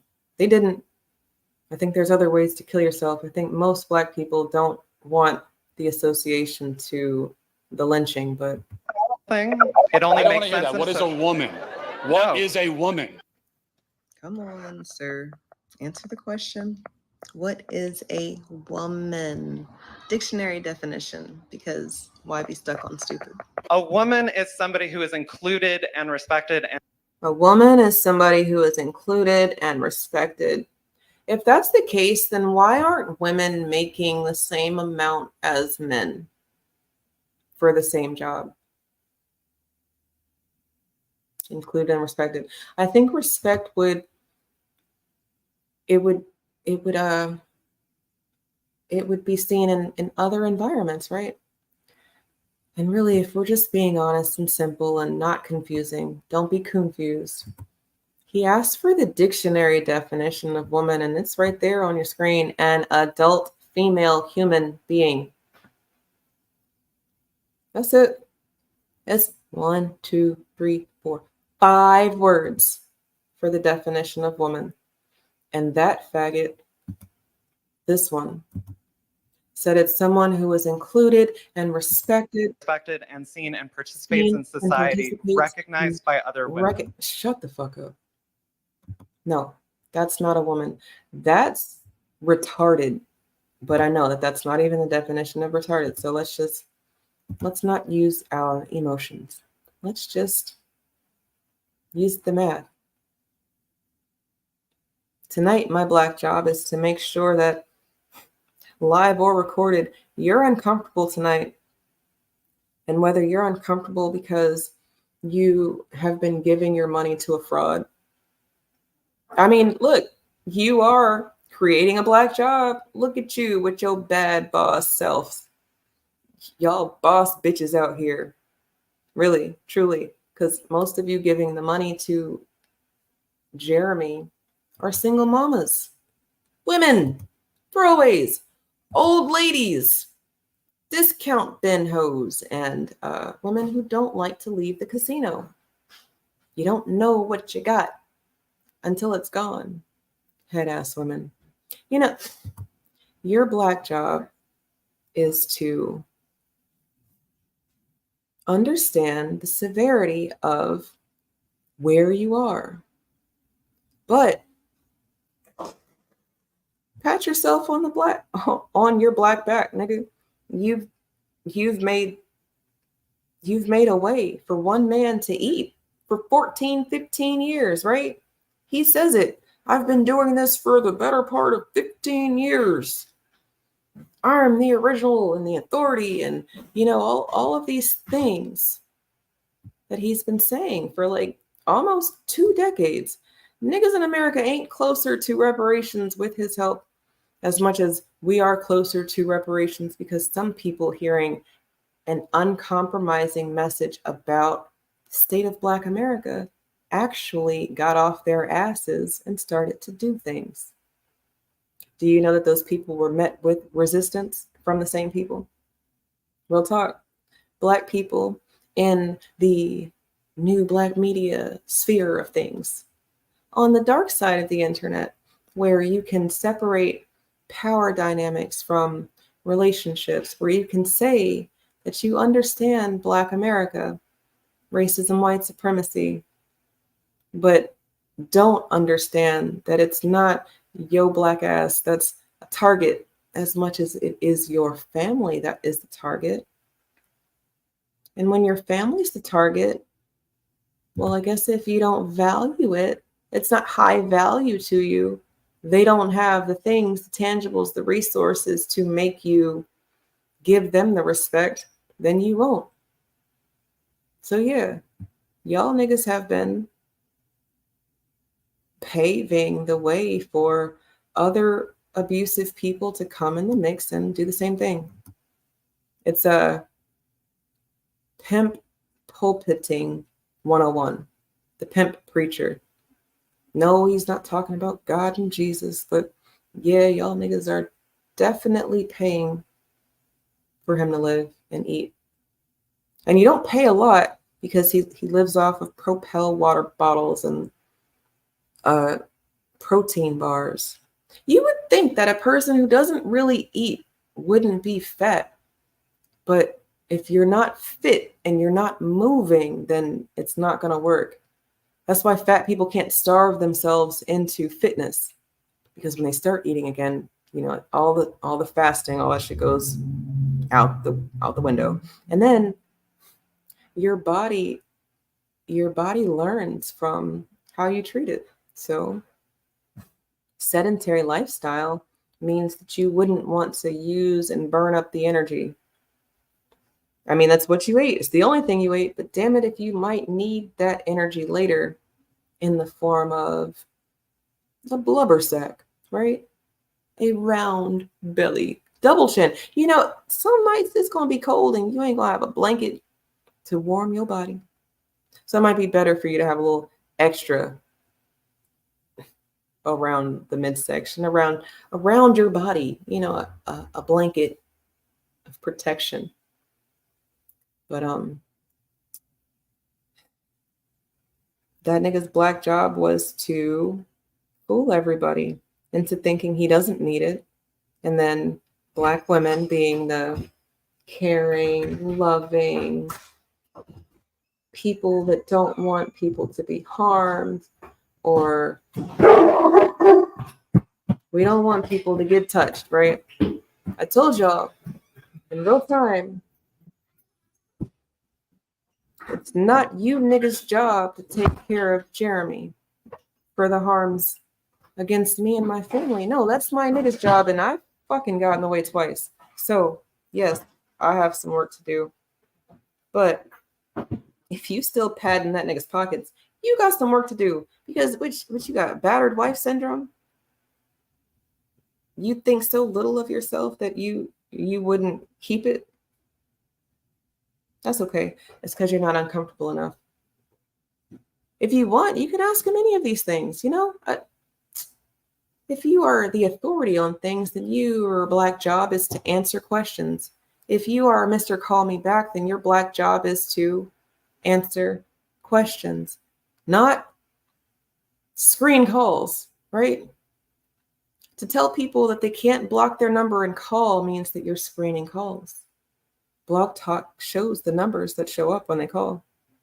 Y'all can all check it out yourself. Get you a little free account on Blog Talk. Set a show for non-prime time and put the number out there. Let people call you. See what pops up. He's using like ancient technology at this point. It's all out there. You can Google it, right? Your black job can just, it really simply can be to not be ignorant anymore. It's 2024, niggas. It's past time to be prepared for some of this stuff, but I get it. It's hard to look at people who look like you and think that they don't want what's best for you. It's hard to see someone get consequences. You start thinking about your epigenetic trauma and how you had to witness your man get buck broken and how that was something you didn't want to see. I don't like watching us get murdered by anybody on my TV, on my laptop, on my phone. I don't like trauma porn. I don't like niggas fighting. I like funny niggas fighting, but then I still don't necessarily like the ratchet behavior of niggas being publicized and monetized if it's not to the people involved. No, most everybody makes money off of our dysfunction. And then shame on us, shame on me. You know, we start to get people around who want to take care of things, do some straightening. Their black job is to protect us. And bitch, you're in the way. Don't be in the way. Don't be sorry, ho. Be helpful. What movie was that from? Y'all entertainer niggas like to watch. I'm sorry. Y'all entertainment loving niggas with the movies and the TV shows. I don't know why you're not learning from the shit. I think that was Friday. Cat Williams, right? He was talking to his hoe. He said, "Don't be sorry, ho. Be helpful." Because she didn't help him from the the gangster trying to take his manhood, right? She was just so sorry. No, don't be that person. Be helpful. Don't be in the way. Get out the fucking way. How about that? Or just love them from a distance. The same way you don't let your cousin who got sticky fingers, your crackhead cousin is not allowed in certain areas of your house because you might not see that TV again. Or your pedophile uncle or auntie, right? Because some of you bitches is sick in the head too. Sister fuckers for real. You know that bitch don't need to be around nobody younger than the age of 18 because she's too nice to them. You know, she'll make them let their guard down, and you didn't want to be the parent that taught your baby about worms. But check it, if you teach your babies about worms, they probably won't fuck an old person like Jeremy. Real talk. Tell them, this is what you tell them. You tell them they gonna give you worms. And then show them some shit like this.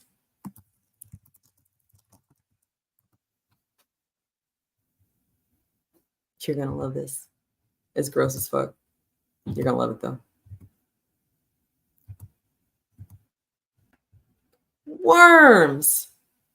There's some worms. That's what you gonna get fucking with an old nigga or an old bitch. And there's some worms. It's gonna be hanging out your ass, tapeworm type worms. Tell them when they're real young too. That way, if somebody old try to mess with them, not only will they be freaked the fuck out, but they will be inclined to tell you that somebody tried to give them worms. And yet, maybe that's extreme, but I know in real time, Kamala, her vice president pick is a man who wants to abuse the babies in school. He's a man like Gavin Newsom. He's like Gavin Newsom 2.0. Because I was like, why didn't she just pick Gavin? And then people had to tell me that it's not socially acceptable for two people from the same state to be on the ballot together. Well, Mr. Waltz, not Waltz in the park, Mr. Waltz around questions. I guess it's fitting because she don't answer no questions either. He's a transformer lover. Here we go. You might not like the New York Post. And you might not like Fox News either. What will you niggas like? Let's start with here.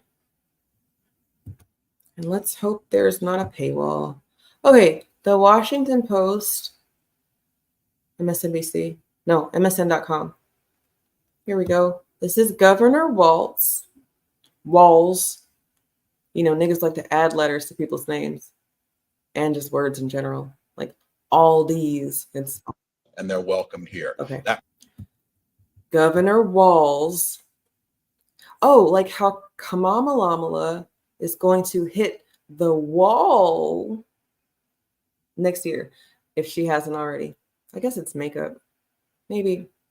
Turmeric is a superfood, Let's just go there real quick. Turmeric is a superfood that these brown-skinned niggas know how to use and can play with your understanding of time. It can help you seem ageless. But it's a spice some of y'all niggas is not comfortable with. Get comfortable with it. Because it can help you keep your black not cracking. But here's Governor Walz signs bill protecting gender affirming care. And if you don't know what the fuck that is, here's 50 seconds of him talking about it.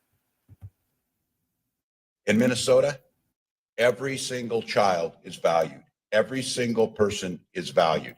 Everybody brings themselves and they're welcomed here. That message is loud and clear. Now it's codified into law. And so I, for one, am grateful. I'm hearing it time and time again.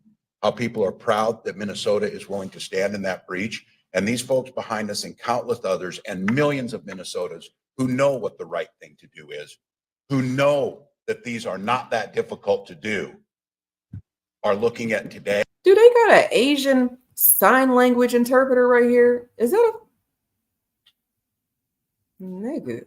Talk about diversity. And then they got this thing right here with the color hair. That's a thing. That ain't a bitch. That's a thing.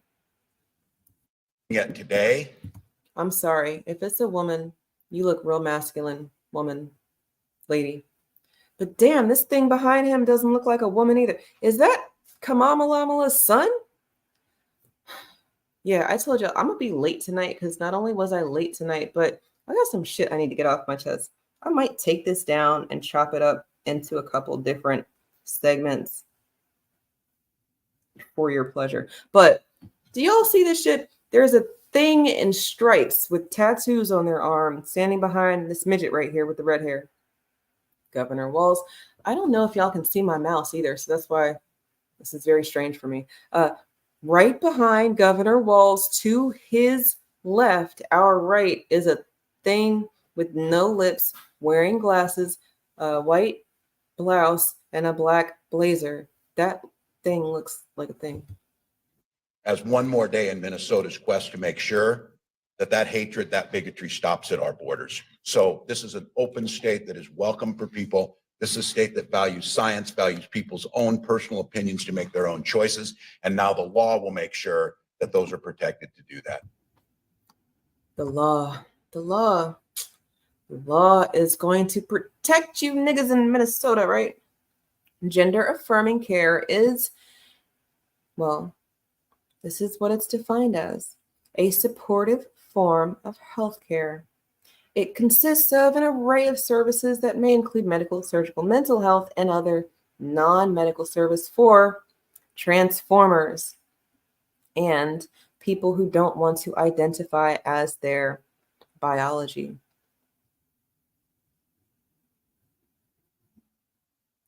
Doesn't seem too crazy, right? But in real time, we've got Gavin Newsom, right? Remember I told you Governor Walz is giving Gavin Newsom 2.0 vibes. And in California, children can say that they're a butterfly, go to school and say, I'm a beautiful butterfly. Their teacher will say, that's right, baby, you a beautiful butterfly. And if your mama and daddy say that you're not, just let me know. We gonna take care of it for you. And now niggas is getting child abuse charges or threats. You can't have your baby anymore because you won't subscribe to their butterfly ID. And yeah, I'm just joking. I don't think people have actually said that they're butterflies, but I have seen old white men say that they identify as little girls, 8-year-olds. I've seen white women say that they identify as little pigs and then take mud into a bathroom and spread it all over the floor and roll around in the muck, oinking and shit. Some real nasty feral behavior.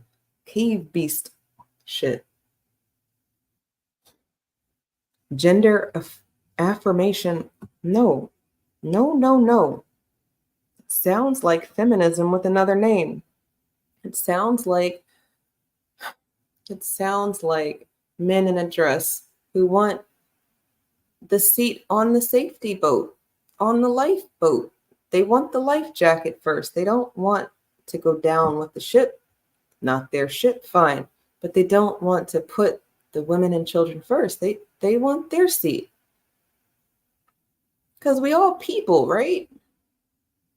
No, if y'all can tell me that men dominate some industries because of their biology, literally the ability to lift more, their body masses, how they make muscles and how the muscles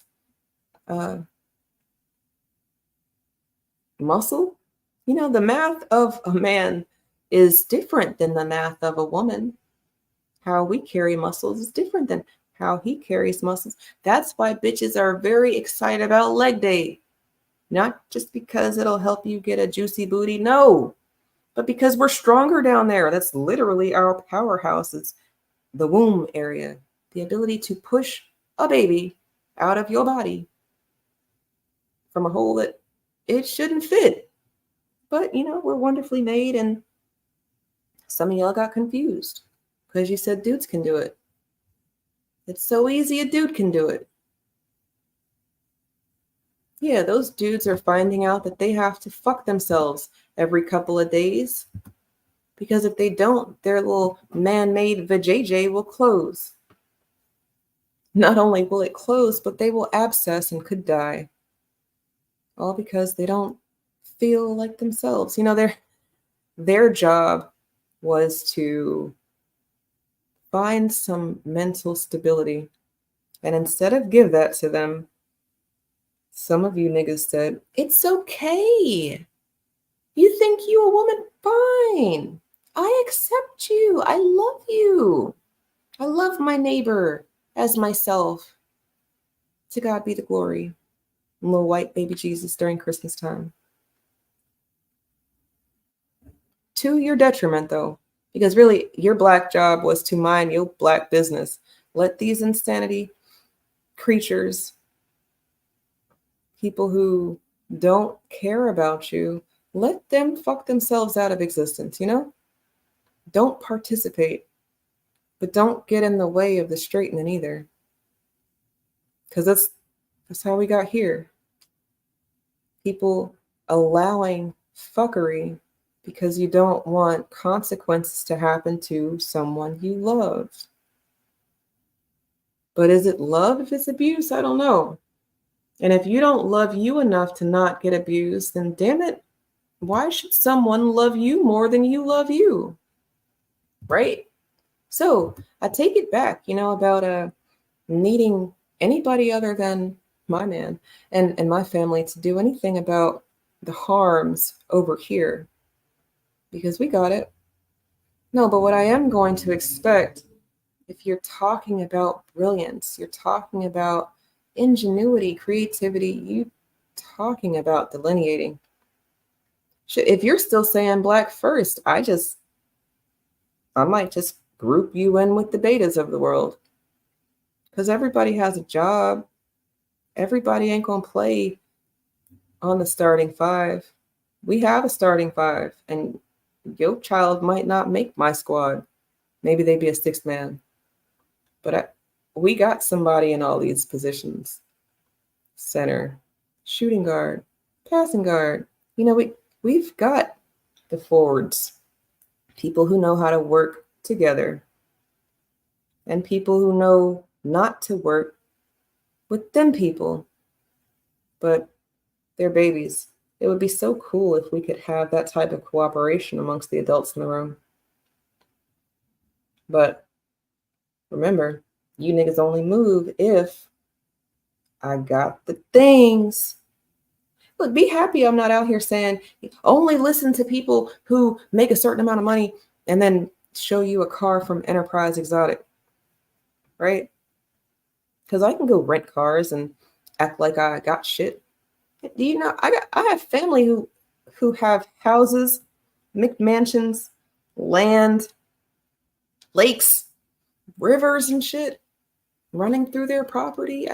We could put on a real good show for you if that's the only way you were going to listen to common sense black folk. Because I don't think I'm saying anything too crazy. I just know that y'all are not used to it.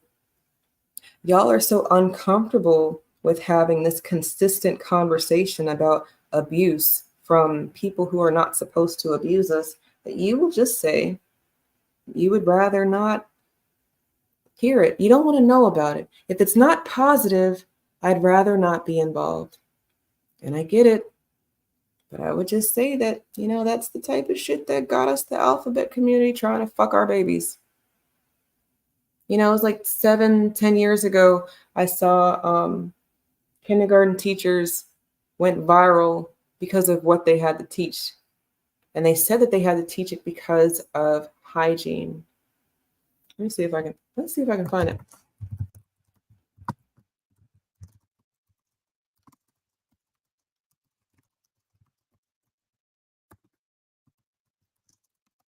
I know I'm typing a lot. It's a lot. Let's see. Here it is. Jesus. That shit is so fucked up. Oh boy. At least this isn't in America. But technology will bring these behaviors in your living room. Shout out to the experimental time of 2020. And then they'll have you thinking that this is how we need to go. You know, you see these little buzz cut, spicy Szechuan, General Tso's looking niggas. You know, they can calculate the maths real quick on their fingers. So then, of course, we would want to follow their lead with other things, right? Is there sound? No. Okay. You see that? You see that? You see these little babies? You see the teacher? Is that bad? It's not bad? Okay, maybe it's not bad. I don't know. I just, it looks like people wanting to talk about asses in school. They said it was for hygiene purposes. We're trying to teach the children proper hygiene. But remember I told you that if your mini is in a public school and they are not enrolled in something like Sunday school with me and Isla on Sundays, or like whatever Dr. Ma'at got going on in Baltimore, or whoever has a culturally rich, safe space for the Black American child, then you probably bitch made first. You liked how B1 looked, but you didn't want to do the things. You know, you said your Black job was to mimic behavior and not actually participate. But now you out here liking K-pop, when K-pop is a spin on pop, which is who's the king of pop, niggas? Or did y'all forget? Was his mental such a big glitch for us that we will give the Szechuans, takeouts, dog food, bat soup niggas of the world pop? No, Michael Jackson is the king of pop, right? So anything pop is going to have to come from his side of things, or at least our side of things. And yeah, he had issues, whether he had a disease that caused him to lose his melanin, or if he was just a product of Holly Weird fucking with us. Cake soap is real, you know? But he never wanted to be portrayed as a white person. Y'all have seen that audio. It went viral a couple times. Also, y'all have heard his real voice, right?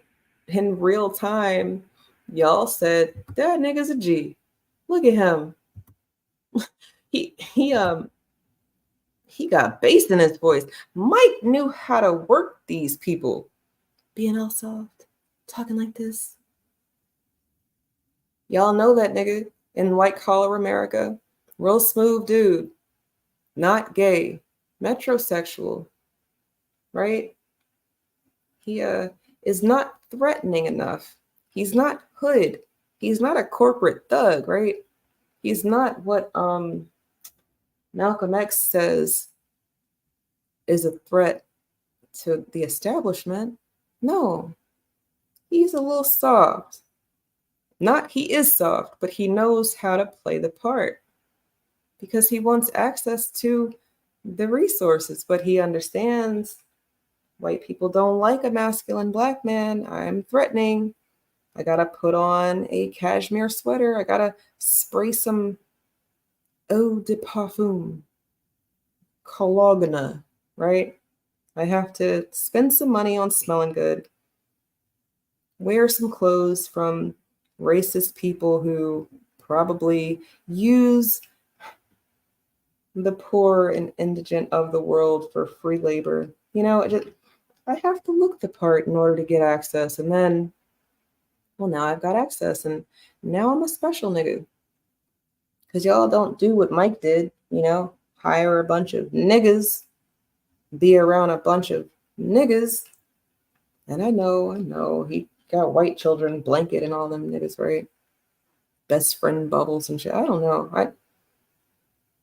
Daddy issues, mommy issues, religion, and Hollyweird will fuck a person up. But your black job is to exist. It's to survive, but not on some roach survival. If you've listened to my live with Dr. Winters on Wednesday, not this week, a couple Wednesdays ago, we talked about roach resilience. And while you can come across some roaches who don't die from the raid, you can smash them and they just flatten themselves and they just keep coming. You don't want to be a pest. You don't want to be associated with grime and dirt. That's why you niggas didn't like the singing roach from the Good Times remix. You thought it was offensive. And it is. But they call you roaches. And if you exist like a roach, I might have to start calling you roaches too, nigga.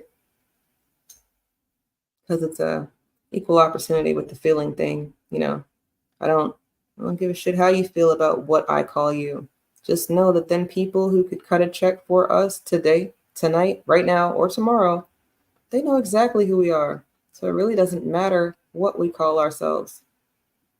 And before there are too many people over here taking social security numbers from dead people, people who've been trafficked, the nameless, the hashtags, people who've been forgotten and never got justice, you know, it might be time for your black ass to snap out of it. That could be the purpose for you being here. You know, your black job is to wake up. No, you're not the one that's going to have to fix the generational trauma. And no, you're not going to have to be the one to break the generational curses. No. But you are going to have to be the one that says, that math ain't mathin'. And it might be time to do something else.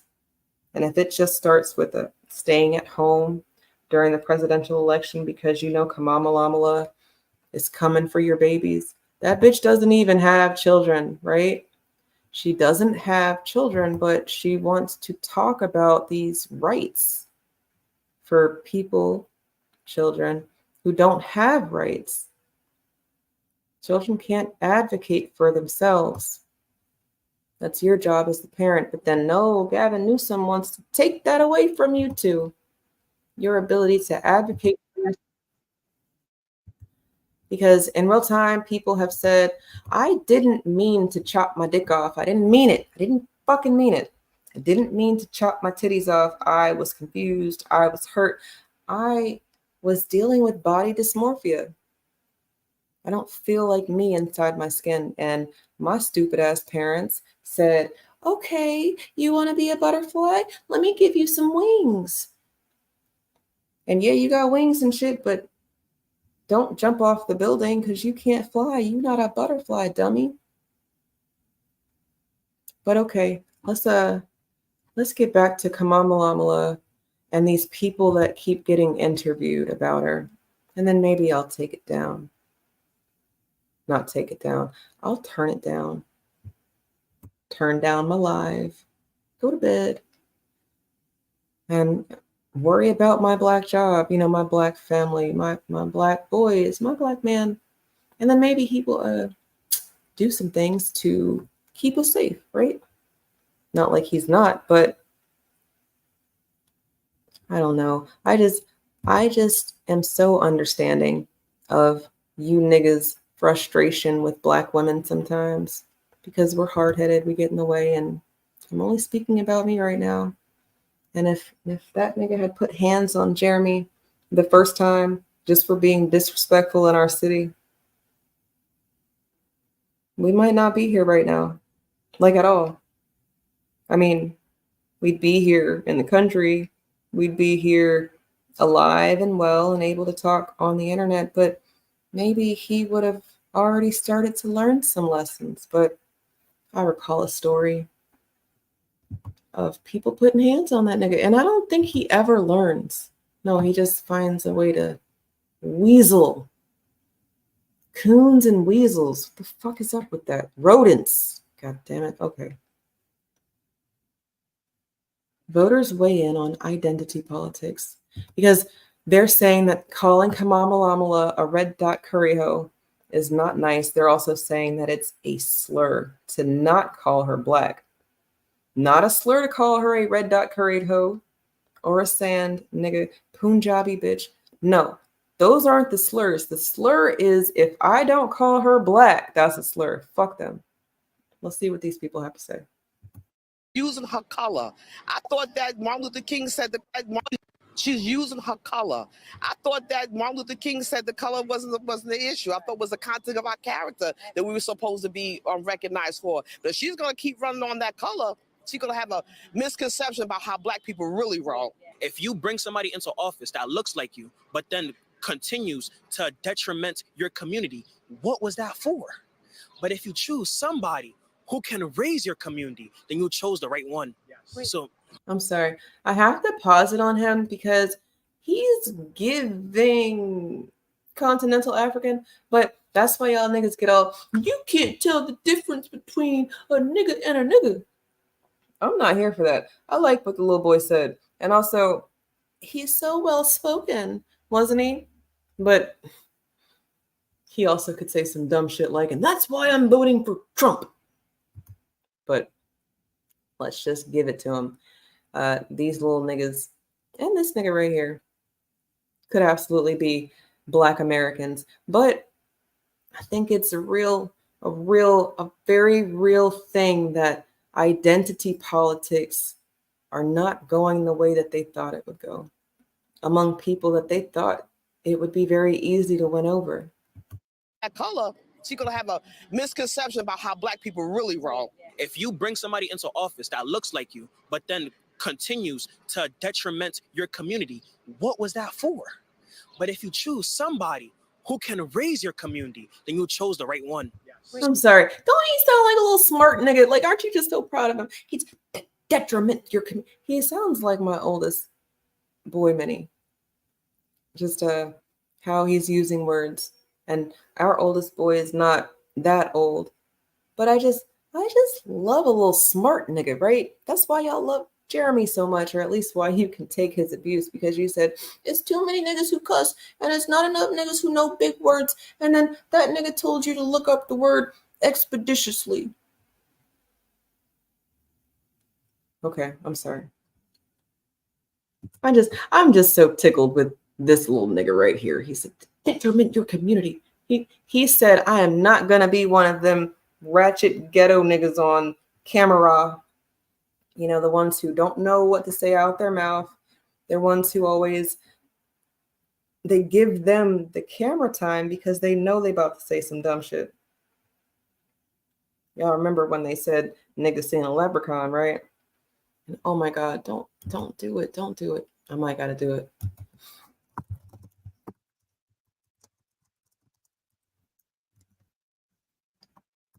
To my ex-husband. I only know about this because of you. We were married at the time.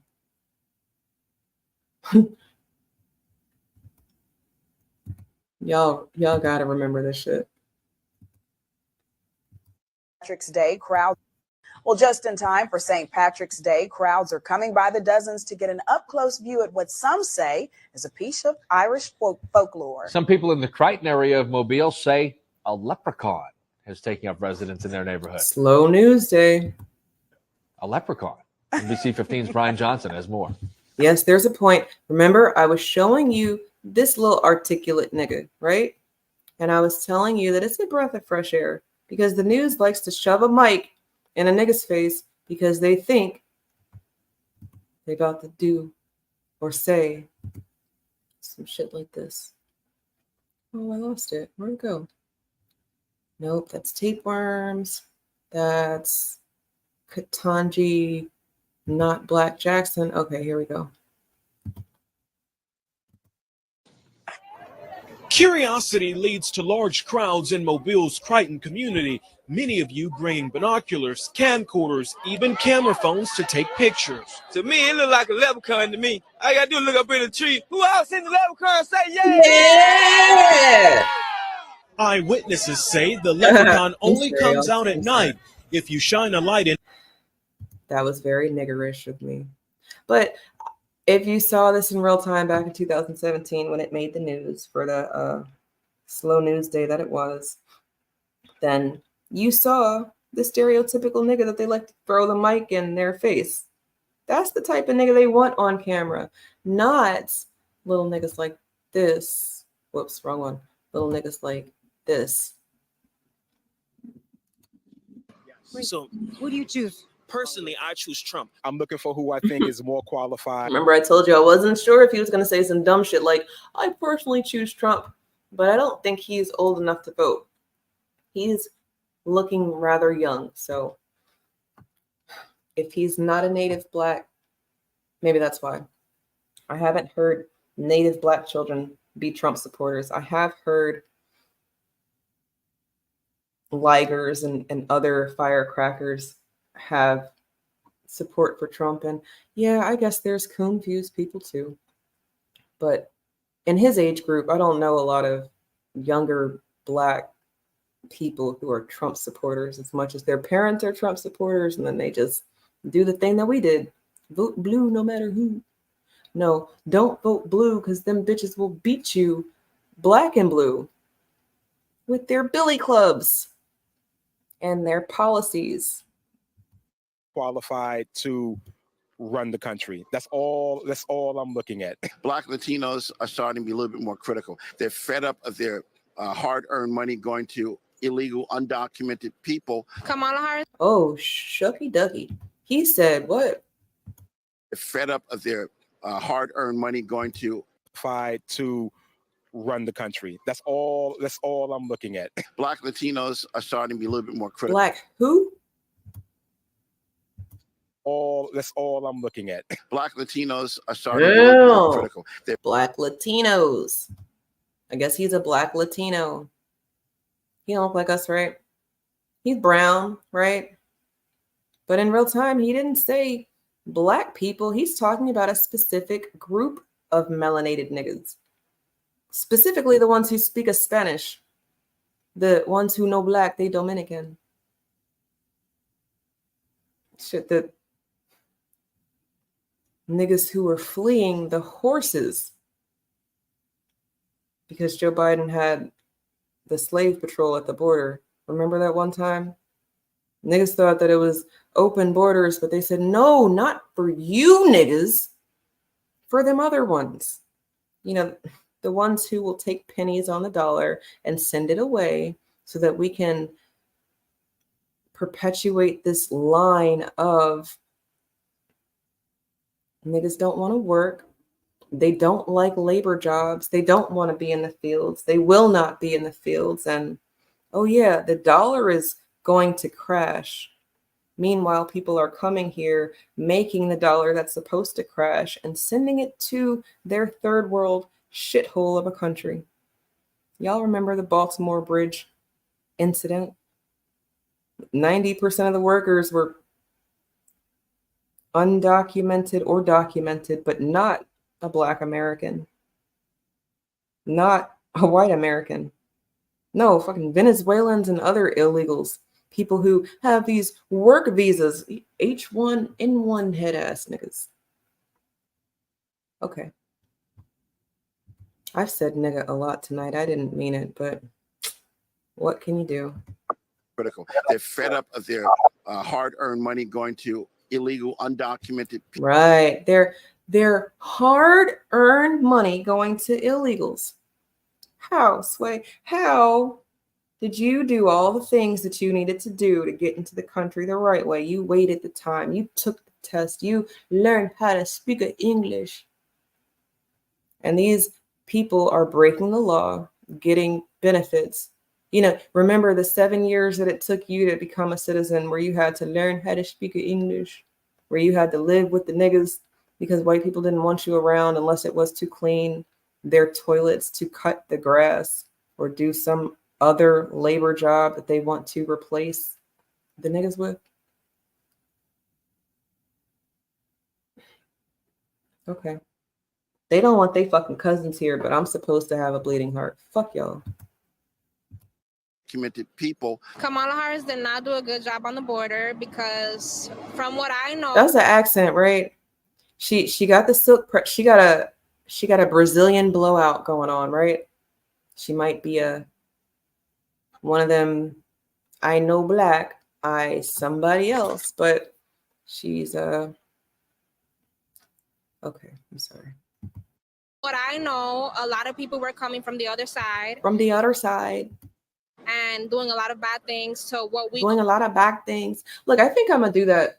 I think I might study these people and their accents and just start talking like them. You know, they talk like us, so I think I'm gonna start talking like them. It's not hard for me. But if I'm doing a bad job at it, you can tell me what R's I need to roll the right way so that you feel comfortable around me. Trashing my home with your dirty shoes. Y'all remember when I was telling you about the Jose at the gym with his dirty ass Timberland boots, busted Timberland boots and construction jeans at the gym, dirtying up the place. But the gym that I went to, not a lot of black jobs. You would think that you see melanated people at the gym and you're like, damn, hell yeah, this is the place I want to be. These niggas is working. And you find out that they not niggas. You find out that they got access and different positions of power because they're not niggas.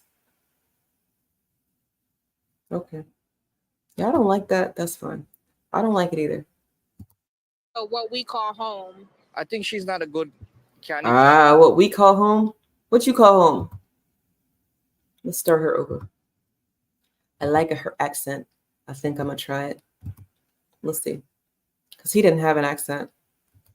Illegal, undocumented people. Kamala Harris did not do a good job on the border. Good job on the border. Because from what I know, a lot of people were coming from. And look, y'all gonna sit here and be like, Eve, she's on your side. Why are you joking her? I'm not joking her. I'm just I would like to do it the right way. Niggas will come over and say that they got black, they talk black. They use our Black American vernacular English. BAVE. I think that's stupid. But whatever. People use words like woke. They've never used that word like that before. Outside of they woke up in the morning. They're not asleep in their slumber. An understanding of backwards thinking, forward thinking, progressive people woke for them now. But when we said it, I mean, I guess it was the same thing. But we weren't talking about all that shit. Making a safe space for a pedophile by calling them a minor attracted person is liberal woke. And that's just dangerous. I don't want that type of woke around me. That type of woke will tell my child, will tell your child that they can decide to be something else. And shit, if that's really how you feel, for real, and then you go through things and you mutilate yourself after you're an adult, then fine. But how dare y'all fucking try to stunt these babies? Maybe you jealous. Kamala don't have no babies. A lot of these bitches who cape for killing babies don't have babies. The streets was hard having to have a bunch of skeletons in your womb. You know, you've got a lot of empty space because there used to be life and then you fucked it all up. Or you got the clap one too many times, right? Now you infertile. The same way that niggas was experimented on during the Tuskegee experiments and giving their partners syphilis and all sorts of diseases, and niggas was becoming infertile accidentally because they didn't know. Y'all are doing that on purpose, saying that it's everybody's responsibility for your sexual promiscuity, your hoe behavior, your streetwalker mentality. And now we all got to suffer for it? No. Fuck that. coming from the other side and doing a lot of bad things to what we call home. To what we call home. Look, lady, I'm glad you feel home. I'm glad you feel at home here, and I'm glad that you are not standing with your illegal cousins.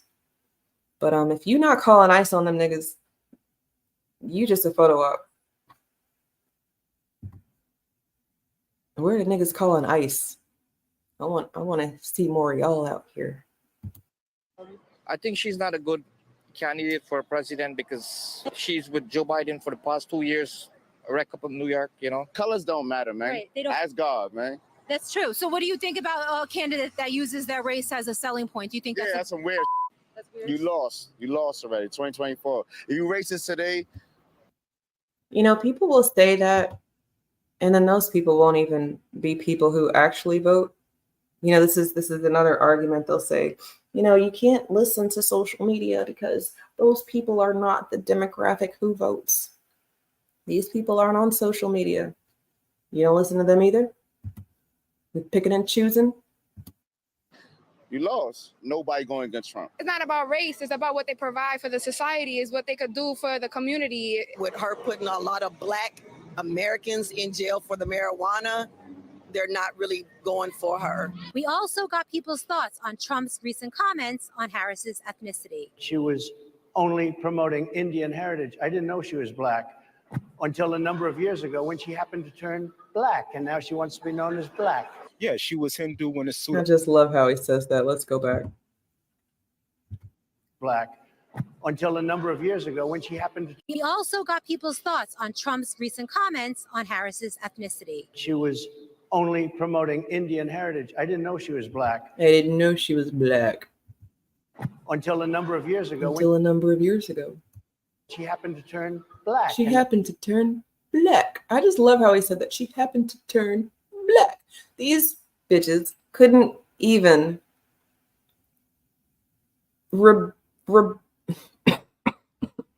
they had no rebuttal to his questioning her hypocrisy. And I think it's because the olders, well, it's time for them to go to bed. Joe Biden even said that he's going to pass the mantle, the torch, the baton on to the next generation. And his old silent boomer, the silent generation, he passed the torch to a boomer. And that was supposed to do the trick. But I got something to say, goddammit. Fuck them both. You know, really, Black people, think about Black Wall Street. When your Black job was to do for self. When you could only do for self because they didn't want your help. If they couldn't abuse you, they didn't want to use you. As soon as they had to pay you, they said, fuck you, I'd rather pay somebody else. They absolutely went above and beyond to hire unskilled labor, turn those into unions, contracted jobs, protected environments. And then they even was putting their babies to work. They didn't want to pay your Black ass so bad that they said, Lil Henry and Lil Sally. No, I guess I used Henry for Black person. Lil Billy and Lil Sally. Y'all want to eat, don't you? You better get your ass to the factory. And then Lil Billy and Lil Sally are the reason we've got child labor laws. And there was a child labor force because they didn't want to pay your Black ass, your family, the people who had the skills and the know-how to do these things, No, we had already figured out how not to fall in the vets, how not to trip up in the machinery, how not to lose an arm in these machines. That's something we'd already gotten and figured out and worked on, and we've got systems in place. We got know-how. Niggas who know how to get the job done efficiently and then have time to chill. That's why they don't like you, nigga, because you get your job done quickly and then you've got time to chill. They don't like you chilling because they can't chill. It takes everything in them to do the same thing that you do. Do you remember 3/5 of a human? But really that meant it took 3 to 5 of them to make one of you. The math was wrong. But okay. We're nearing 4 hours, and as much as I like that more and more of you are finding that you're bored on a Friday night and it's 1 o'clock in the morning on the East Coast and I don't know, like 10 o'clock on the West Coast. If you're not going to do anything, then it doesn't really matter that you're listening. And like I said, I think I am going to take this down, chop it up, make it a little bit more focused for the slow people in the room, because your Black job is to weigh in on identity politics. Why? Because Kamala Lama is not saying she's not Black. She is saying she's Indian. She is saying little Indian words, shamalamala and Bollywood. I don't know what the fuck she said, but she uses little code words. And now the red dot people, they see an ally, and it's not even an ally, it's fucking family.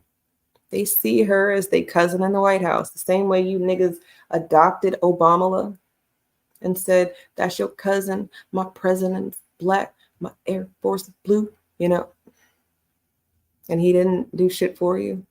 Well, she went in there saying she wasn't going to do shit for you, and y'all niggas is still stuck on stupid because Meg the Stallion twerked for her. I wonder if Meg would have done it without a paycheck. What y'all think? You think she would have done it without a paycheck? Y'all know she got paid for that, right? So, without a paycheck, is Meg the Stallion at the Kamala rally? Yeah, I know she's forward-thinking, body positive, progressive woman. She champions pro-choice, right? Women's right to choose to kill babies and such, but no paycheck. Tell me, is she there or is she not there? I mean, I know Beyonce is giving money, so that's not a paycheck, but maybe she's been paid and she's got to give it back. That's a different conversation for another day. Black people, your job during election season, when people are cosplaying as Black America, it's going to be your job and your responsibility to weigh in on these conversations. And I don't care how you feel about it. I would like you to want to change things, since you'll talk a good game. But you got to be the change you want to see, right? Black, and now she wants to be known as Black. Yeah, she was Hindu when it suited her purpose, you know, and now that she's running, the Black vote suits her purpose. So, like Trump said, you know, now she's Black. Donald Trump is absolutely right. Her mother's Indian, her father's Irish Hindu, and she's always presented herself as Indian. What do you think about Trump saying Kamala Harris is Black? I thought she was Indian. She was saying she was Indian. That's my response. Trump is an open book, yo.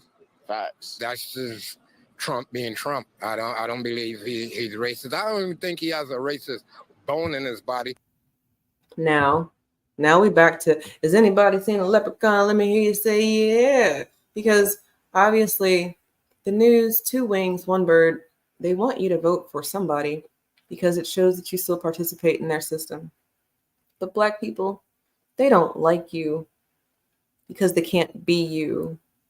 So fuck them. Let them handle their shit.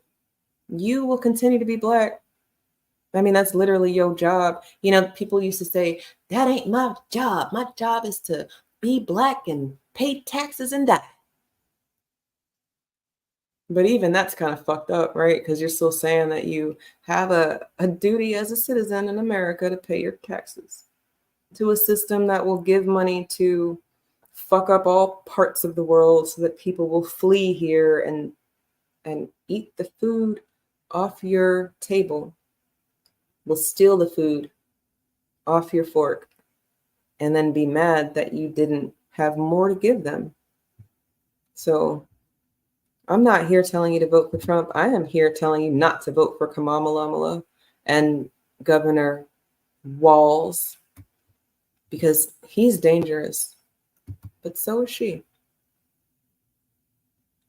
If you want America to continue to exist, then keep doing what you're doing. But if you want the system that is working the way it's supposed to work to burn, to go away, shit, let's not even talk about burning shit down. Y'all niggas is cowards.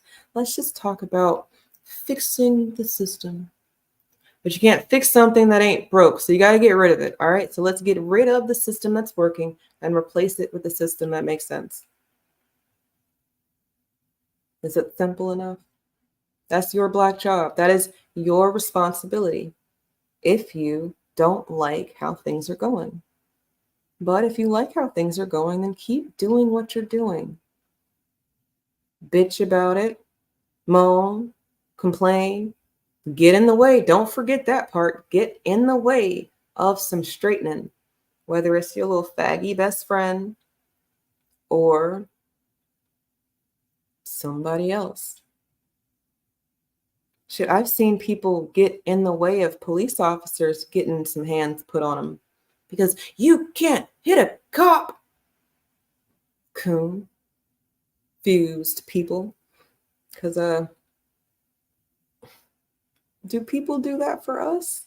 No, they just they will just mind their own damn business. Haha, catch 22, right?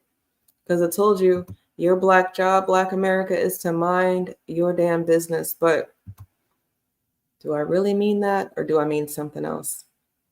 No, I really mean it. And check it. If you like Kamala and Governor Walz, he's got a similar message. You know, you can take the same words and mean something different. I said that 4 hours ago. You good? And you good? And are you okay? You know, shit can all mean the same thing. Just using you good. So mind your own damn business. In Minnesota, we respect our neighbors and their personal choices that they make. Even if we wouldn't make the same choice for ourselves, there's a golden rule. Mind your own damn business.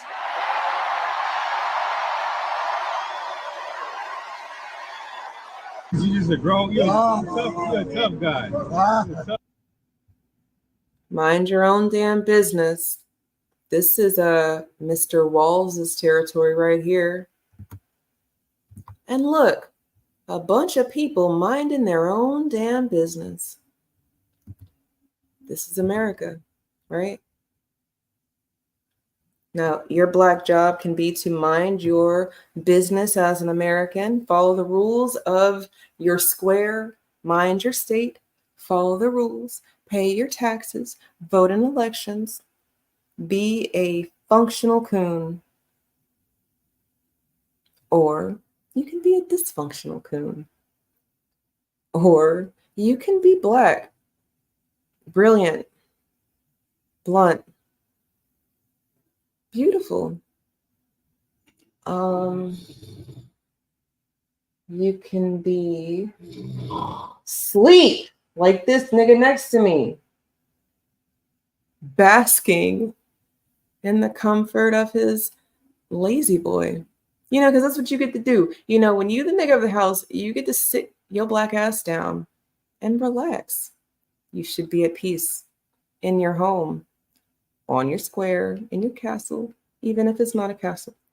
So I'm not too upset with the snoring, but I am going to probably have to bid you adieu because my black job is to, remember, I got them lobsters in there. I got to cook them so I can feed them, feed myself too, and then be a functional member of Black America tomorrow. If you liked what I had to say, hit the like. If you didn't, maybe you'll comment it. But if your comment is going to be disrespectful, like why do you keep talking about Jeremy? Well, at least I'm just glad you niggas is accepting that the person who abused me's name is Jeremy. Because remember, for like 2-3 months, y'all kept telling me it wasn't him. Even after Judge Joe Brown said that it was him. You told me that that wasn't him. There's people right now in different forums still saying that it's not him, but publicly, loudly on my channel, where I allow you to ask questions and just try to be honest, speak with integrity. You know, y'all tell me, why you gotta keep talking about Jeremy? That nigga must have really hurt you. Yeah, he did. But I think if I didn't talk about abusers in our community, then that means that I'm not doing my job as a Black woman who's been around things. You know, the game is to be sold and not told, right? So I don't have a job on YouTube. This doesn't pay the bills. I don't have any Indiegogos for documentaries that I've been working on for 10 years, but we do have some things, some merch. You know, we actually do make things if you wanted to support. And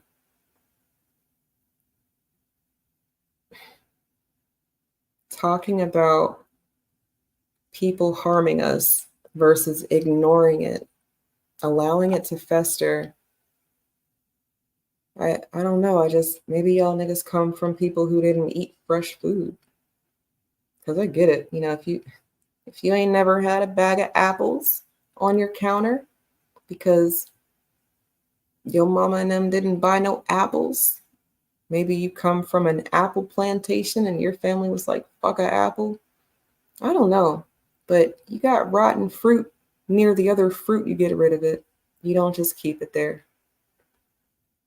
If you drive in a car and it's got a broken piece, you don't just keep driving it.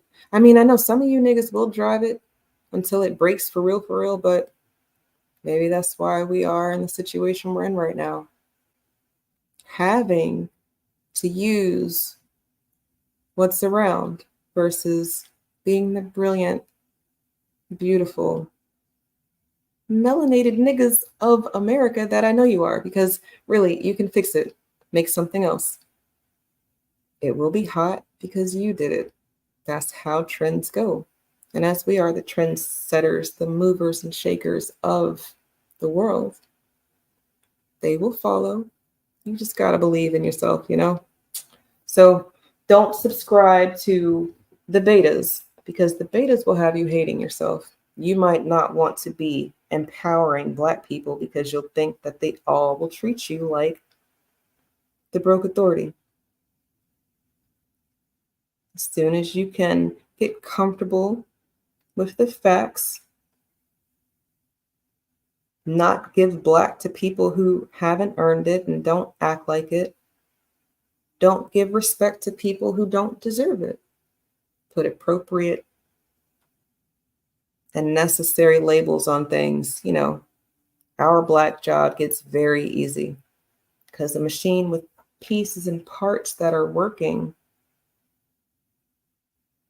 the machine works.